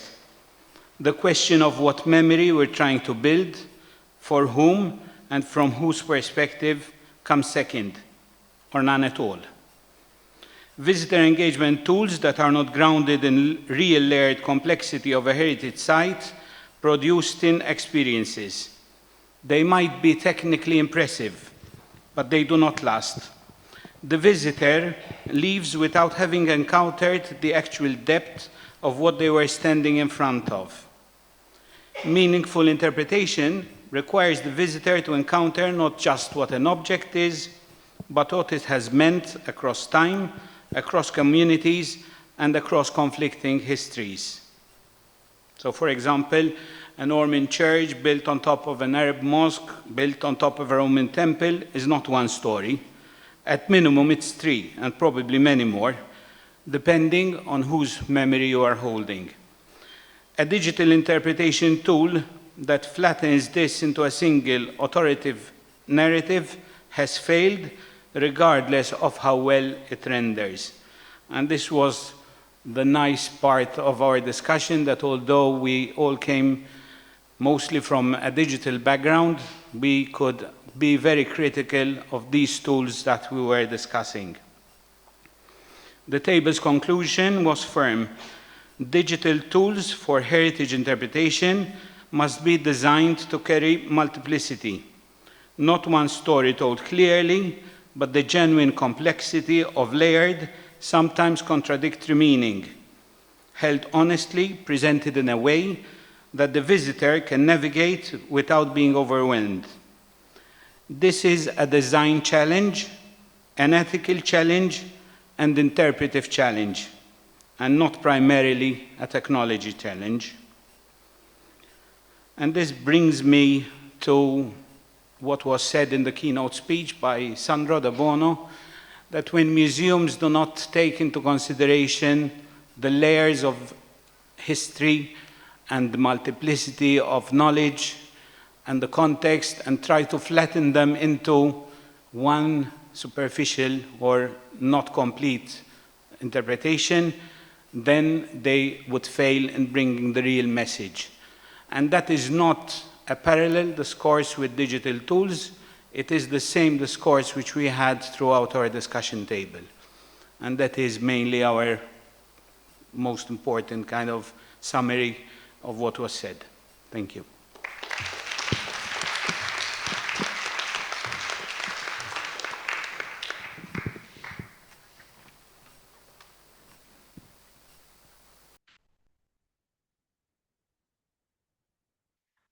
Well, I really share completely what you have said. In fact, digitization means partially just to have an image of an artifact that time may probably not be able to preserve and conserve perfectly, but digitization instead should do much more. It should, in designing these digital tools, allow us to interpret, broaden, and understand that cultural heritage, allowing us to achieve further levels of interpretation and allowing us to be connected more and better with others of the community. And so thank you very much. It was really, really very interesting. Now, last but not least, we have Elena Vlacogianni, who coordinated the international cooperation in the fight against illicit trafficking of cultural property.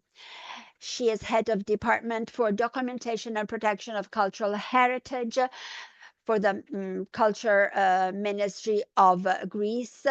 She has an MA on antique Greek history of art of the Hellenistic period. Since 2018, she is responsible of the department and direction, and she is member of the Museum Council. She has published scientific studies on sculpture, numismatics, topography in numerous reviews and peer reviews as well. Thank you. You have the floor.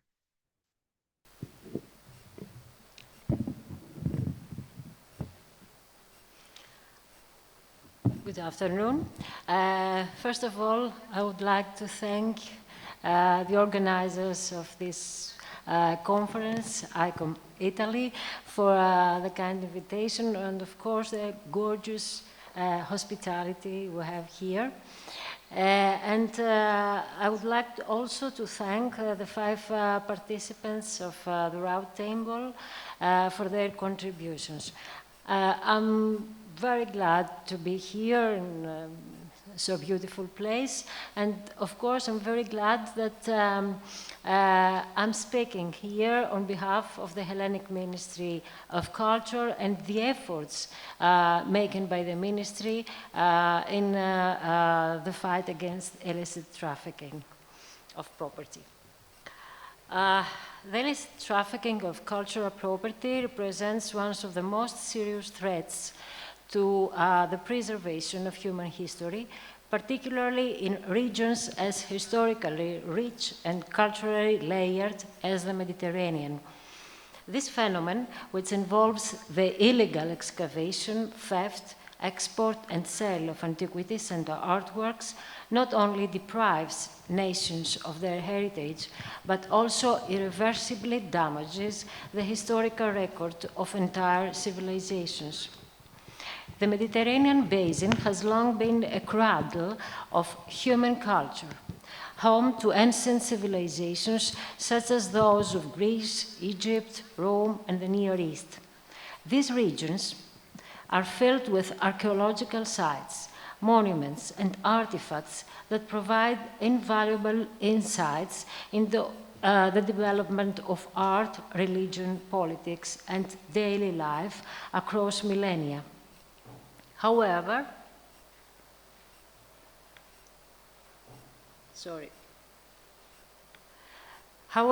this wealth of material culture has also made these areas prime targets for looting networks and organized crime. Illicit excavations destroy the archaeological context in which objects are found. As a result, even when artifacts are recovered, much of their historical value is permanently lost because their original setting is no longer known. The consequences of this illegal trade extend far beyond the loss of individual objects. Cultural heritage is deeply tied to the identity and continuity of communities. When artifacts are removed and sold on the art market, they are stripped of their meaning and disconnected from the societies that created them. For Mediterranean peoples whose modern identities are closely linked to their ancient pasts, this constitutes a profound cultural loss. The problem becomes even more acute in countries affected by armed conflict. War creates conditions in which cultural sites are particularly vulnerable. State institutions weaken, law enforcement collapses, and economic desperation drives individuals toward looting. Archaeological sites and museums have been systematically looted and monuments have been deliberately destroyed. Moreover, illicit trafficking is often linked to broader criminal networks, including arms smuggling and terrorism financing. The sale of looting antiquities can generate significant profits, while may be used to sustain conflicts and perpetuate instability. Thus, the illegal trade in cultural goods is not only a cultural issue, but also a matter of international security. Efforts to combat this problem have increased in recent years with international conventions, stricter export regulations, and cooperation between governments, museums, and law enforcement agencies. However, challenges remain, particularly in regulating the global art market and ensuring the return of stolen artifacts to their countries of origin. Public awareness also plays a crucial role. Collectors, institutions, and individuals must recognize the ethical implications of acquiring unprovenanced objects. During the round table, I presented the efforts undertaken by the Greek Ministry of Culture in the fight against illicit trafficking of cultural property, as well as the procedures followed for their claim and repatriations from museums and auction houses abroad. I also outlined the collaborations of our directorate with law enforcement and prosecutorial authorities, both within Greece and internationally. The discussion, which was carried out in English, that followed highlighted practices implemented in Italy. Particular emphasis was placed on the role of diplomacy in the process of repatriating unlawfully trafficked cultural goods. The importance of the immediate publication of excavation findings was also stressed, as this strengthens the evidentiary base in cases of theft and subsequent claims for their return. The need for stricter legislation was also one of the issues discussed, with emphasis placed on the tightening of the recent Italian draft law concerning the imposition of harsher penalties for the trafficking and export of cultural goods. Furthermore, the need for interconnection between the archives of various institutions was underlined, as these can provide valuable documentation for unlawfully trafficked cultural property. Finally, attention was drawn to the responsibility that museum professionals must demonstrate in adhering to the ICOM Code of Ethics. In order to wrap up, in confronting the illicit trafficking of cultural heritage, one truth becomes unmistakably clear. No single institution, no single country, and no single discipline can succeed alone. Countries surrounding the Mediterranean Sea share a deeply interconnected cultural heritage shaped by centuries of interaction, trade, migration, and exchange. As a result, the protection of this common heritage cannot be addressed effectively by individual states acting alone. Instead, it requires coordinated coordinated international cooperation, including shared legal frameworks and the exchange of expertise and resources.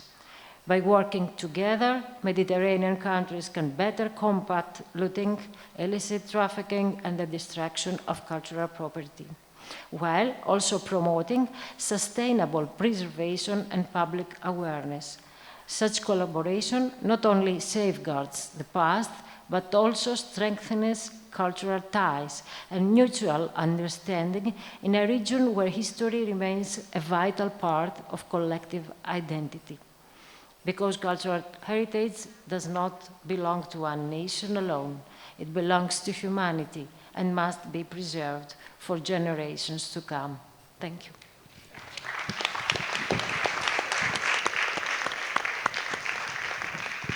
Thank you very much for what you said, and also the need for collecting these evidences. Also, in this case, the network must be even broader for avoiding to have a loss of heritage that may be disconnected from the territory where we had this cultural heritage. We are doing well in terms of timing. Thank you very much for organizing these 12 working tables with so many people involved, the city, the Apulia region, the city of Bari. Thank you very much for choosing Bari, for welcoming our request to be here. Hopefully you enjoyed these days and you still have tomorrow for visiting our locations, our beauty. Tomorrow you will visit a museum that will leave you astonished. I would like to thank Fabio for being here with us. And tomorrow you will have a beautiful guided tour that will be very interesting. Once again, thank you very much to all of you. We want to thank you, Mauro, Bruno, for managing efficiently this moment of feedback that is never easy. I would like to thank all the speakers who perfectly kept the right timing. We thanked all of you yesterday also. I would like to thank the interpreters. The interpreters, thank you as well. Thank you very much. Their work is tough. We are aware that sometimes we speak too fast, and it is not easy when speaking fast to have a smooth translation. Also translating the complexity of what we say. And the activity of translation is quite complicated. Thank you so much. We thank you as well. Thank you very much to the organizers. I would like to thank the team that collaborated in the scientific field for organizing these days, together with Mr. Bruno, also Luigi De Luca, Elisa Monsellato, Mrs. Cazzola. And I also would like to thank Elisa Monsellato, coordinator of Ecom Puglia, who worked with us on a daily basis in the very last months for the good success of this event. Unfortunately, for family reasons, she couldn't participate physically. Thank you very much, Elisa Monsellato, from the bottom of our heart. Let's conclude with a final moment for institutional greetings dedicated to our international friends who joined us here in Bari for discussing on these topics during these 2 days. As we mentioned, we had some international partners, and hopefully they gave you the complexity of the ICOM word back, so to say, because it is a word that is very interesting from the point of view of the topics, but also from the point of view of the representations of the geographic components. This meeting belongs to the movement project that will also see some other initiatives in 2026. Now, I would like to invite here on stage some people that were speakers during this meeting. First of all, I would like to thank our partners. First of all, Ecom Africa. They participated, they couldn't physically come, but of course, they greet us all. And they will be a fundamental partner for the development of the project. I would like to ask the presence here of Alenka. Alenka, would you like to join us here?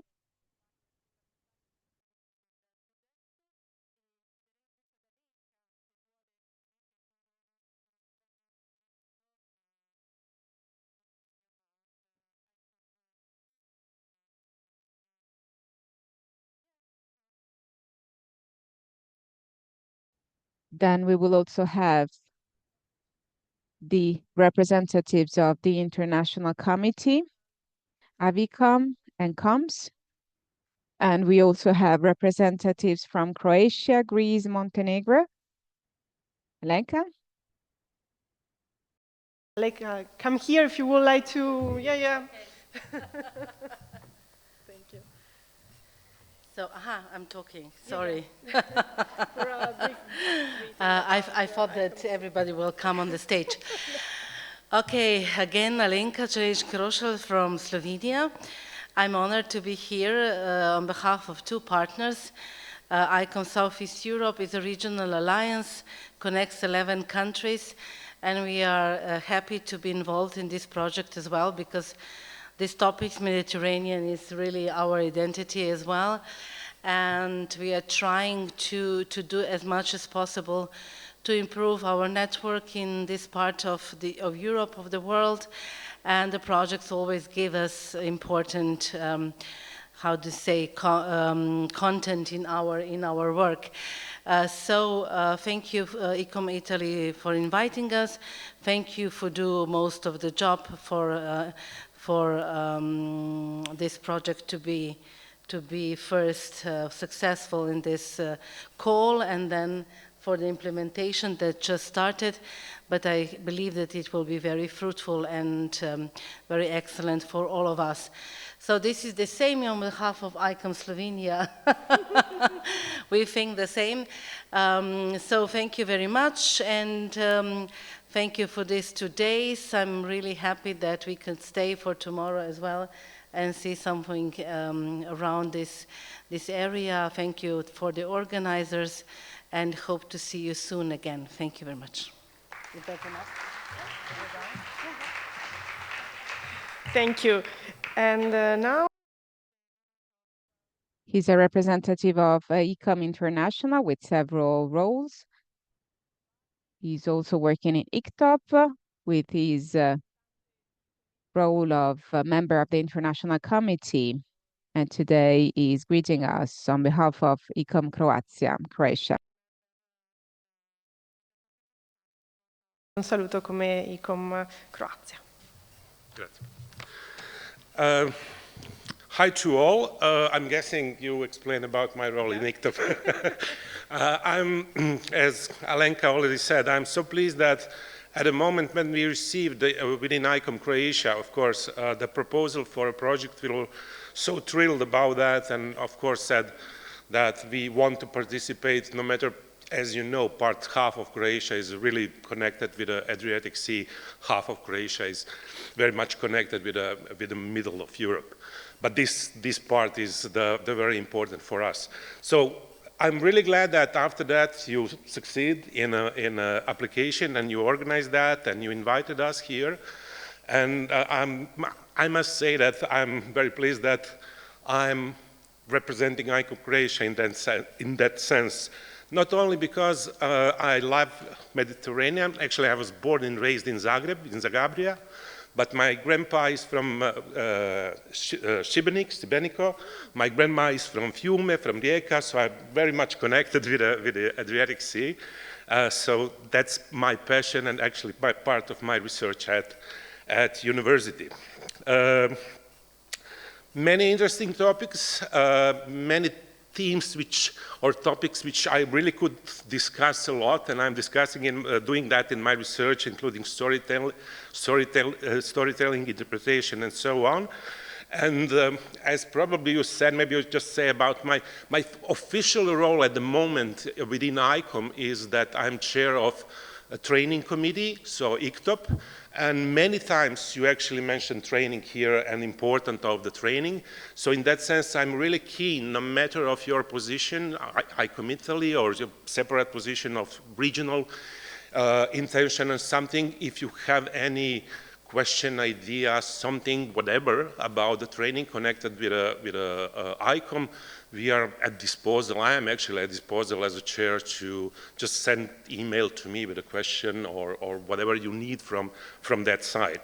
Of course, if I go back to that Croatian side, ICOM Croatia, I was 2 times chair, so I'm really connected. I'm not chair at the moment, I'm kind of advisor to the chair.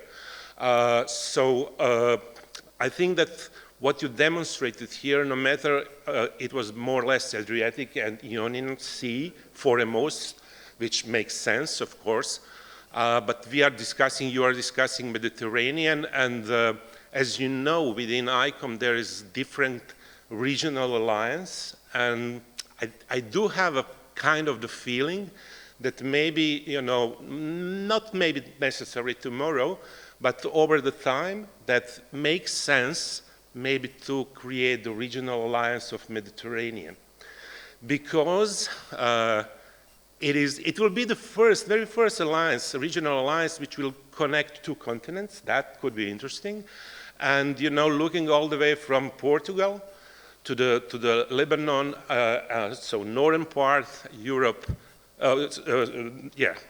northern part Europe, southern part Africa. That could be a very interesting combination of cooperation. There's many Mediterranean initiatives, as we know, even within European Union, and different kind of the funds. So it seems to me that kind of cooperation, which could be created within ICOM, could be something which is worth to think, at least to think about. Maybe biennial conference or something like that. I'm just putting ideas now, actually. Anyhow, once again, thanks a lot. Thanks a lot to Antonella. Thanks a lot to the staff, to everybody within ICOM Italy who actually organized that. And ICOM Croatia, I'm sure, will be always interesting in the topics which are covering Adriatic and Mediterranean. So thanks a lot. Thank you, Darko. And from ICOM Greece and the Hellenic Ministry, we have Eleni, if you would like to... Yeah. Teti, exactly. We met in Dubai with Teti. Come. With Teti, who was the past president of ICOM Greece. Now we have Penelope. The surname maybe is better if you... So, yeah. I forgot the surname too. No problem. So thank you for being here with us. The Hellenic National Committee of the International Council of Museums was established in 1983 and operates under the auspices of the Hellenic Ministry of Culture. Since its foundation, its cooperation with the ministry has been particularly close across many fields. Indicatively, we mention on the topic of combating the illicit trafficking of cultural goods, one of ICOM's most emblematic tools in this effort is the red lists. The creation of the Greek red list was made possible through constructive cooperation between experts from the Ministry of Culture, coordinated by the Directorate of Documentation and Protection of Cultural Goods and the Hellenic National Committee of ICOM. The result of this important collective effort was presented in March 2025 at the Acropolis Museum, marking a significant milestone. Greece became the first country in the European Union to acquire its own national red list, confirming the Greek state's firm commitment to the protection of its cultural heritage. On the topic of education, training, and establishment of stable knowledge-sharing structures for combating illicit trafficking. A characteristic example is the Cultural Heritage School Seminar, an important initiative launched in 2022 through the collaboration of the Ministry of Culture, the US Embassy at Athens, and the Hellenic National Committee of ICOM, with the support of other major institutions, museums, and cultural foundations.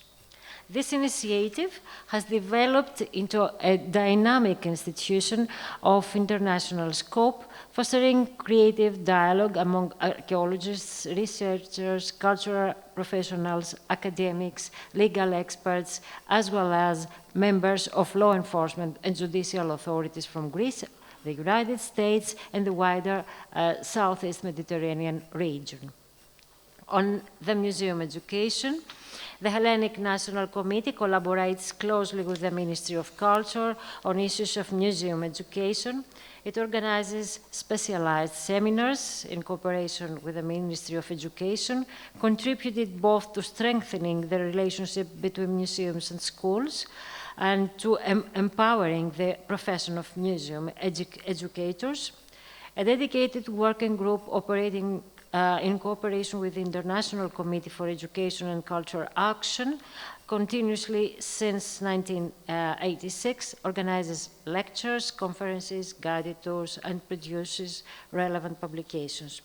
On conservation of antiquities and works of art, the contribution of the Hellenic National Committee to the development of the conservation sector in Greece is also particularly significant through translations of key ICOM texts, lectures, seminars, and organization in Greece of annual meetings of the working groups of ICOM's International Committee for Conservation with the continuous support of the Ministry of Culture.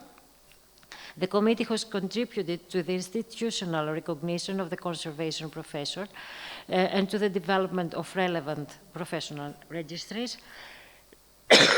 Sorry. Collection. Sorry for that.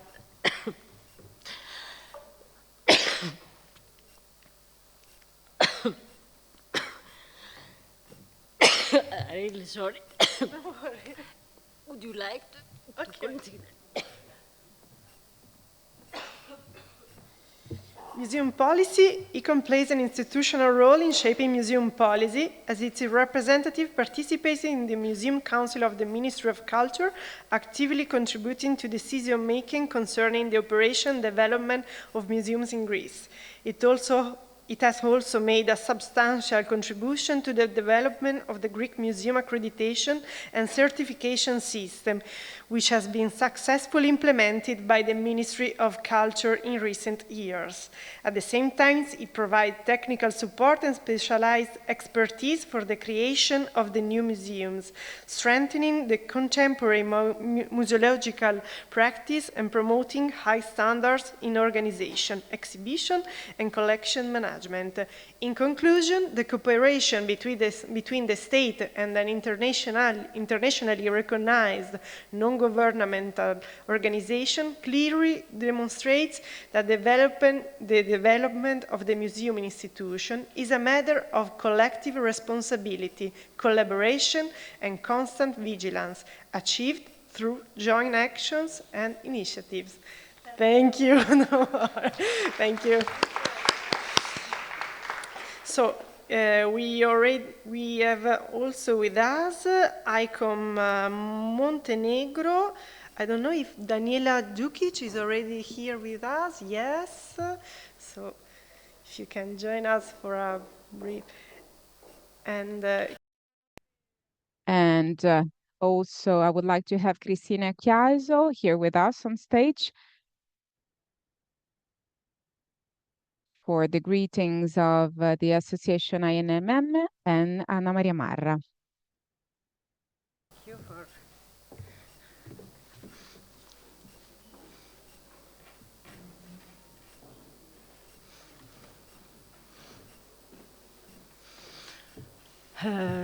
Good afternoon or good evening, I don't know.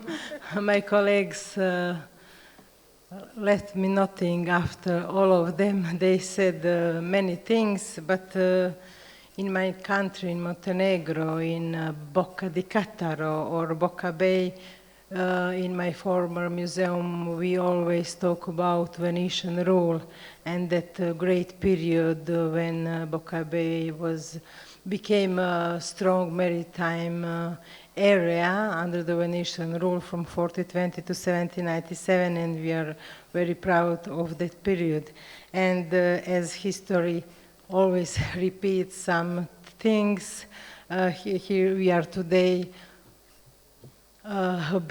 to be around that topic, Mediterranean maritime heritage. In my speech, on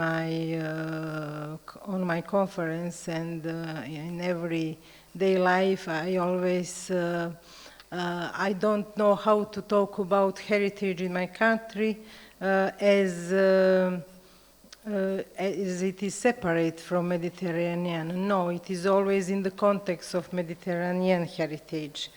And I'm proud today to be in front of National Committee ICO Montenegro and my local museum and gallery Tivat. Our topics in our museum are regarding the SDG goals, Agenda 2030, museum and climate crisis, cultural tourism and intangible cultural heritage.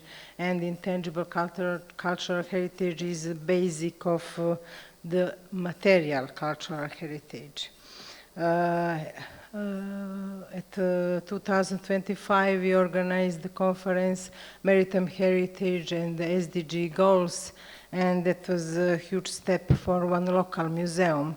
After that, local museum was international recognized for this pioneer job in our country, and we are invited in many seminars, faculty, and everywhere to talk about that are important topics today, and we want to raise awareness not only for museum colleagues but for the community and our children, for future generation.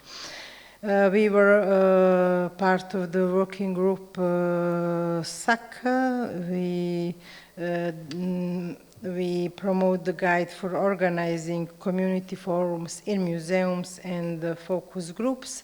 That is some kind of easy ways to bring community to museum, because community and museums are not separate things. They are today the role of the museum is changing, and the museum professionals must go outside of their walls and be in the community and talk with community.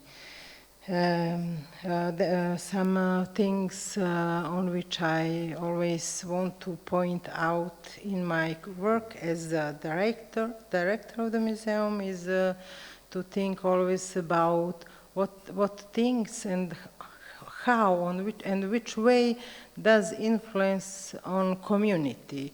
Some kind of community impact assessment, heritage impact assessment, and environmental impact assessment.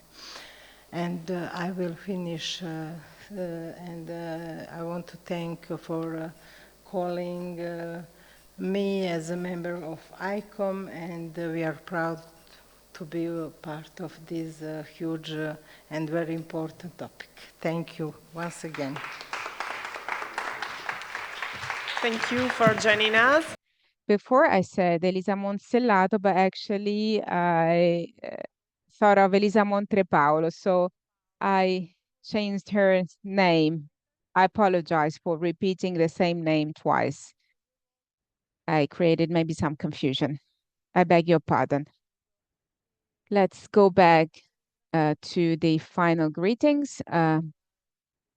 Now I would like to ask for some words from Pierluigi Campodonico. We have also Maria Paola Profumo, who was a key protagonist also for the process at the basis of the association so that these could be part of the ICOM world. Thank you very much, Valeria. It is my pleasure and honor to greet you all on behalf of our president, Tia Pierinic, who unfortunately was not physically here with us today, but however she followed our works. There's a huge delegation of our group, and we've been doing this work for 30 years now, and we have museums with different sizes, the big museums in Barcelona, in Genoa, but also some other museums of a different size.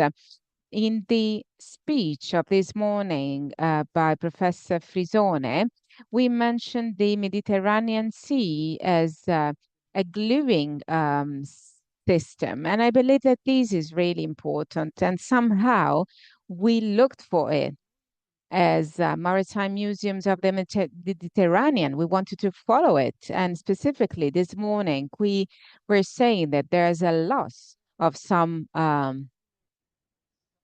pieces of knowledge that ruled the Mediterranean for decades, for millennials, I would say. And I would like to thank Davide Gnola, his collaborators, and all the museums for what they're doing for connecting the Latin word to the UNESCO heritage field. This is extremely important because it is this research for this search for cross-border knowledge between different populations that is more fundamental than ever. So museums coming from different countries collaborated in a single approach. It is not by chance that in the history of navigation in the Mediterranean, the language used was the language of the ships, the language of the ports, because different populations were working together, fighting together. Sometimes they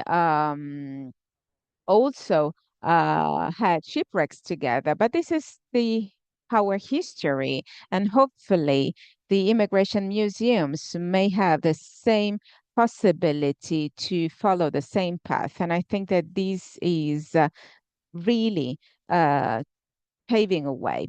Thank you very much. Thank you. I would like to ask the Anna Maria Marras to come here. Thank you very much. Thank you, Valeria. Thank you once again for this interesting moment. Just a few words on AVICOM. Probably not all of you know AVICOM. It is the International Committee of ICOM dealing with audiovisual technologies and emerging technologies. It was born in the 90s as a committee for the audiovisual field, and then it evolved over the years. This year is a very important year for AVICOM because we are celebrating our 35 years of history and the 30 years of one of the main activities of AVICOM. That is the Film Festival, which is a contest, a competition born as a contest for the audiovisual field, and now it is a contest allowing museum professionals and museums, generally speaking, to send their productions, not just audiovisual productions, but also technological productions. So this year, for celebrating this important anniversary, the Assembly and the annual conference of AVICOM will be held in Paris from the 23rd to the 25th of November in collaboration with the National Library of French National Library and with the École France. We chose Paris because it is an important anniversary. It is not like the 80 years of ICOM. However, for us, it is a very important anniversary. And the main topic will be the evolution of technologies in the museums, starting from the contents that are visible through the platform of the Film Festival. We are happy to bring our contribution to this project AVICOM Italy. It is not the first time that AVICOM is partner of a SAREC project, an ICOM project. Of course, we will bring all of our competence from a digital point of view, and also from the point of view, the aspect of memory. So these aspects go hand in hand.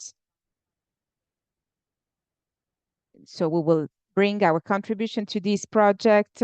Moreover, Avicom participates in another project, or SARE, which is the coordinator of a solidarity project that is very important.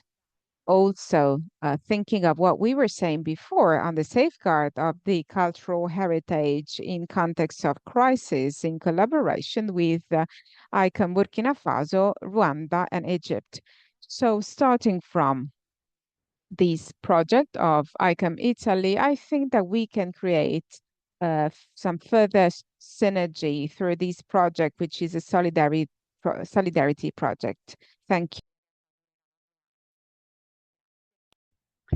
Thank you, Anna Maria, also for your international commitment. And now Cristina Chiaiso, and she will share the experience and greetings of ICOMs.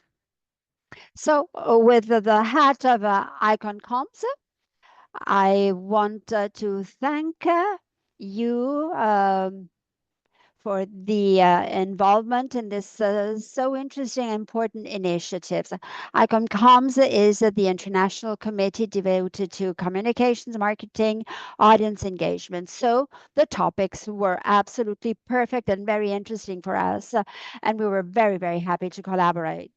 It wasn't the first time we collaborated with ICOM Italy, and I remember that in the near past, for example, the webinar series of Museum Unmuted that back then we made with the NPR, Marketing and Public Relations Committee, or the other project, Everything in a Museum Communicates, that we made at the end of September 2024.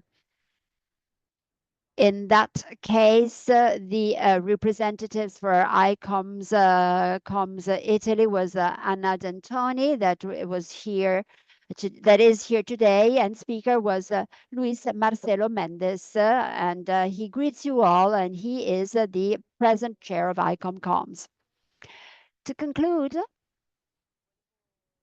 allow me to ponder on the fact that initiatives such as this conference are extremely relevant to develop the network of competences, skills, which are multi-territorial and interdisciplinary.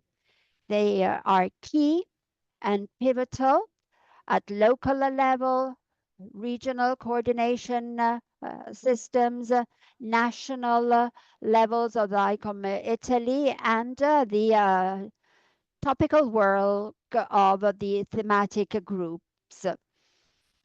And so also as ICOM Com, we're very, very happy to develop and contribute to this rich flow of activities. Thank you from the heart.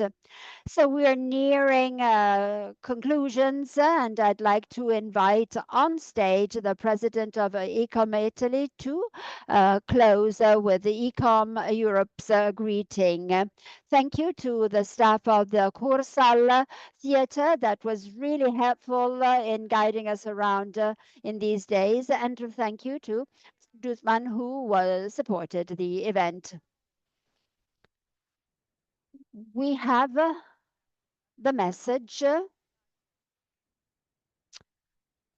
of the international supporters group of international alliances of ICOM Europe. Since they could not be with us, I will read their message, and which completes, the participation. We did not explain this, but they will be partners of MUSMED. In the next phases, we will inform you on the next dates of this project, and this convention represented the initial start part. So thank you very much, Mrs. President, colleagues of ICOM Europe. We really appreciate the topic, the assembly, the conference of 2026, the Mediterranean cultural heritage, the community, the alliances, the perspectives for the macro region. Now, let me share some words as ICOM Europe. We represent a regional alliance that is consolidated in the ICOM scenario. We are committed to translating the global priorities and implementing regional and national priorities. And we perceive your work very close to us. The transnational dimension of the Bari conference is extremely important, and we acknowledge it. The support offered by SAREC to the conference is also very important, and we are institutional partners of the conference in Bari, and we represent all of those regional alliances that cannot participate, north, south, east, and west, and those who are in a war situation like Russia, Israel, Georgia, Cyprus, and others. ICOM Europe is really close to the situation. It shows high sensitivity to what is occurring around the world. The fragility of our community is real, and we are really giving it a lot of attention. We will examine closely the ongoing evolution of our ethical code, and we will know more when we will have the more recent draft. We are also working on the question of protecting the heritage in situations of conflict.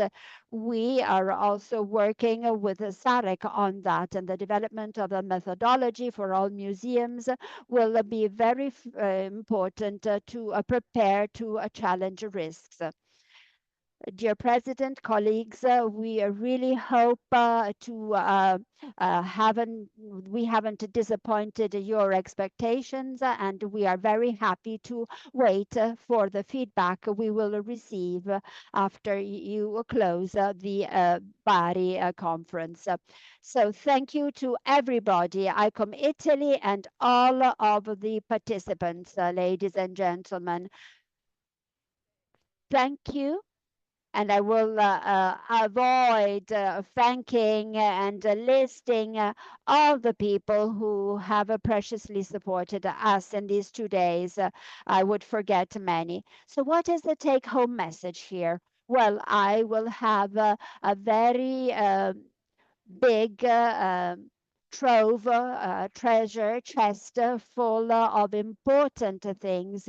We've heard things that have opened our minds and hearts, and I believe that we'll go back to work with a lot of impetus to continue and develop these thousands of topics that we were able to embrace in this Mediterranean basin without any limits on what we've heard today, but considering also all the aspects that you have shared with all of you in these days of the conference. And so now let me invite you all here on stage, all of you, for a nice picture that will, of course, be a memory of our meeting.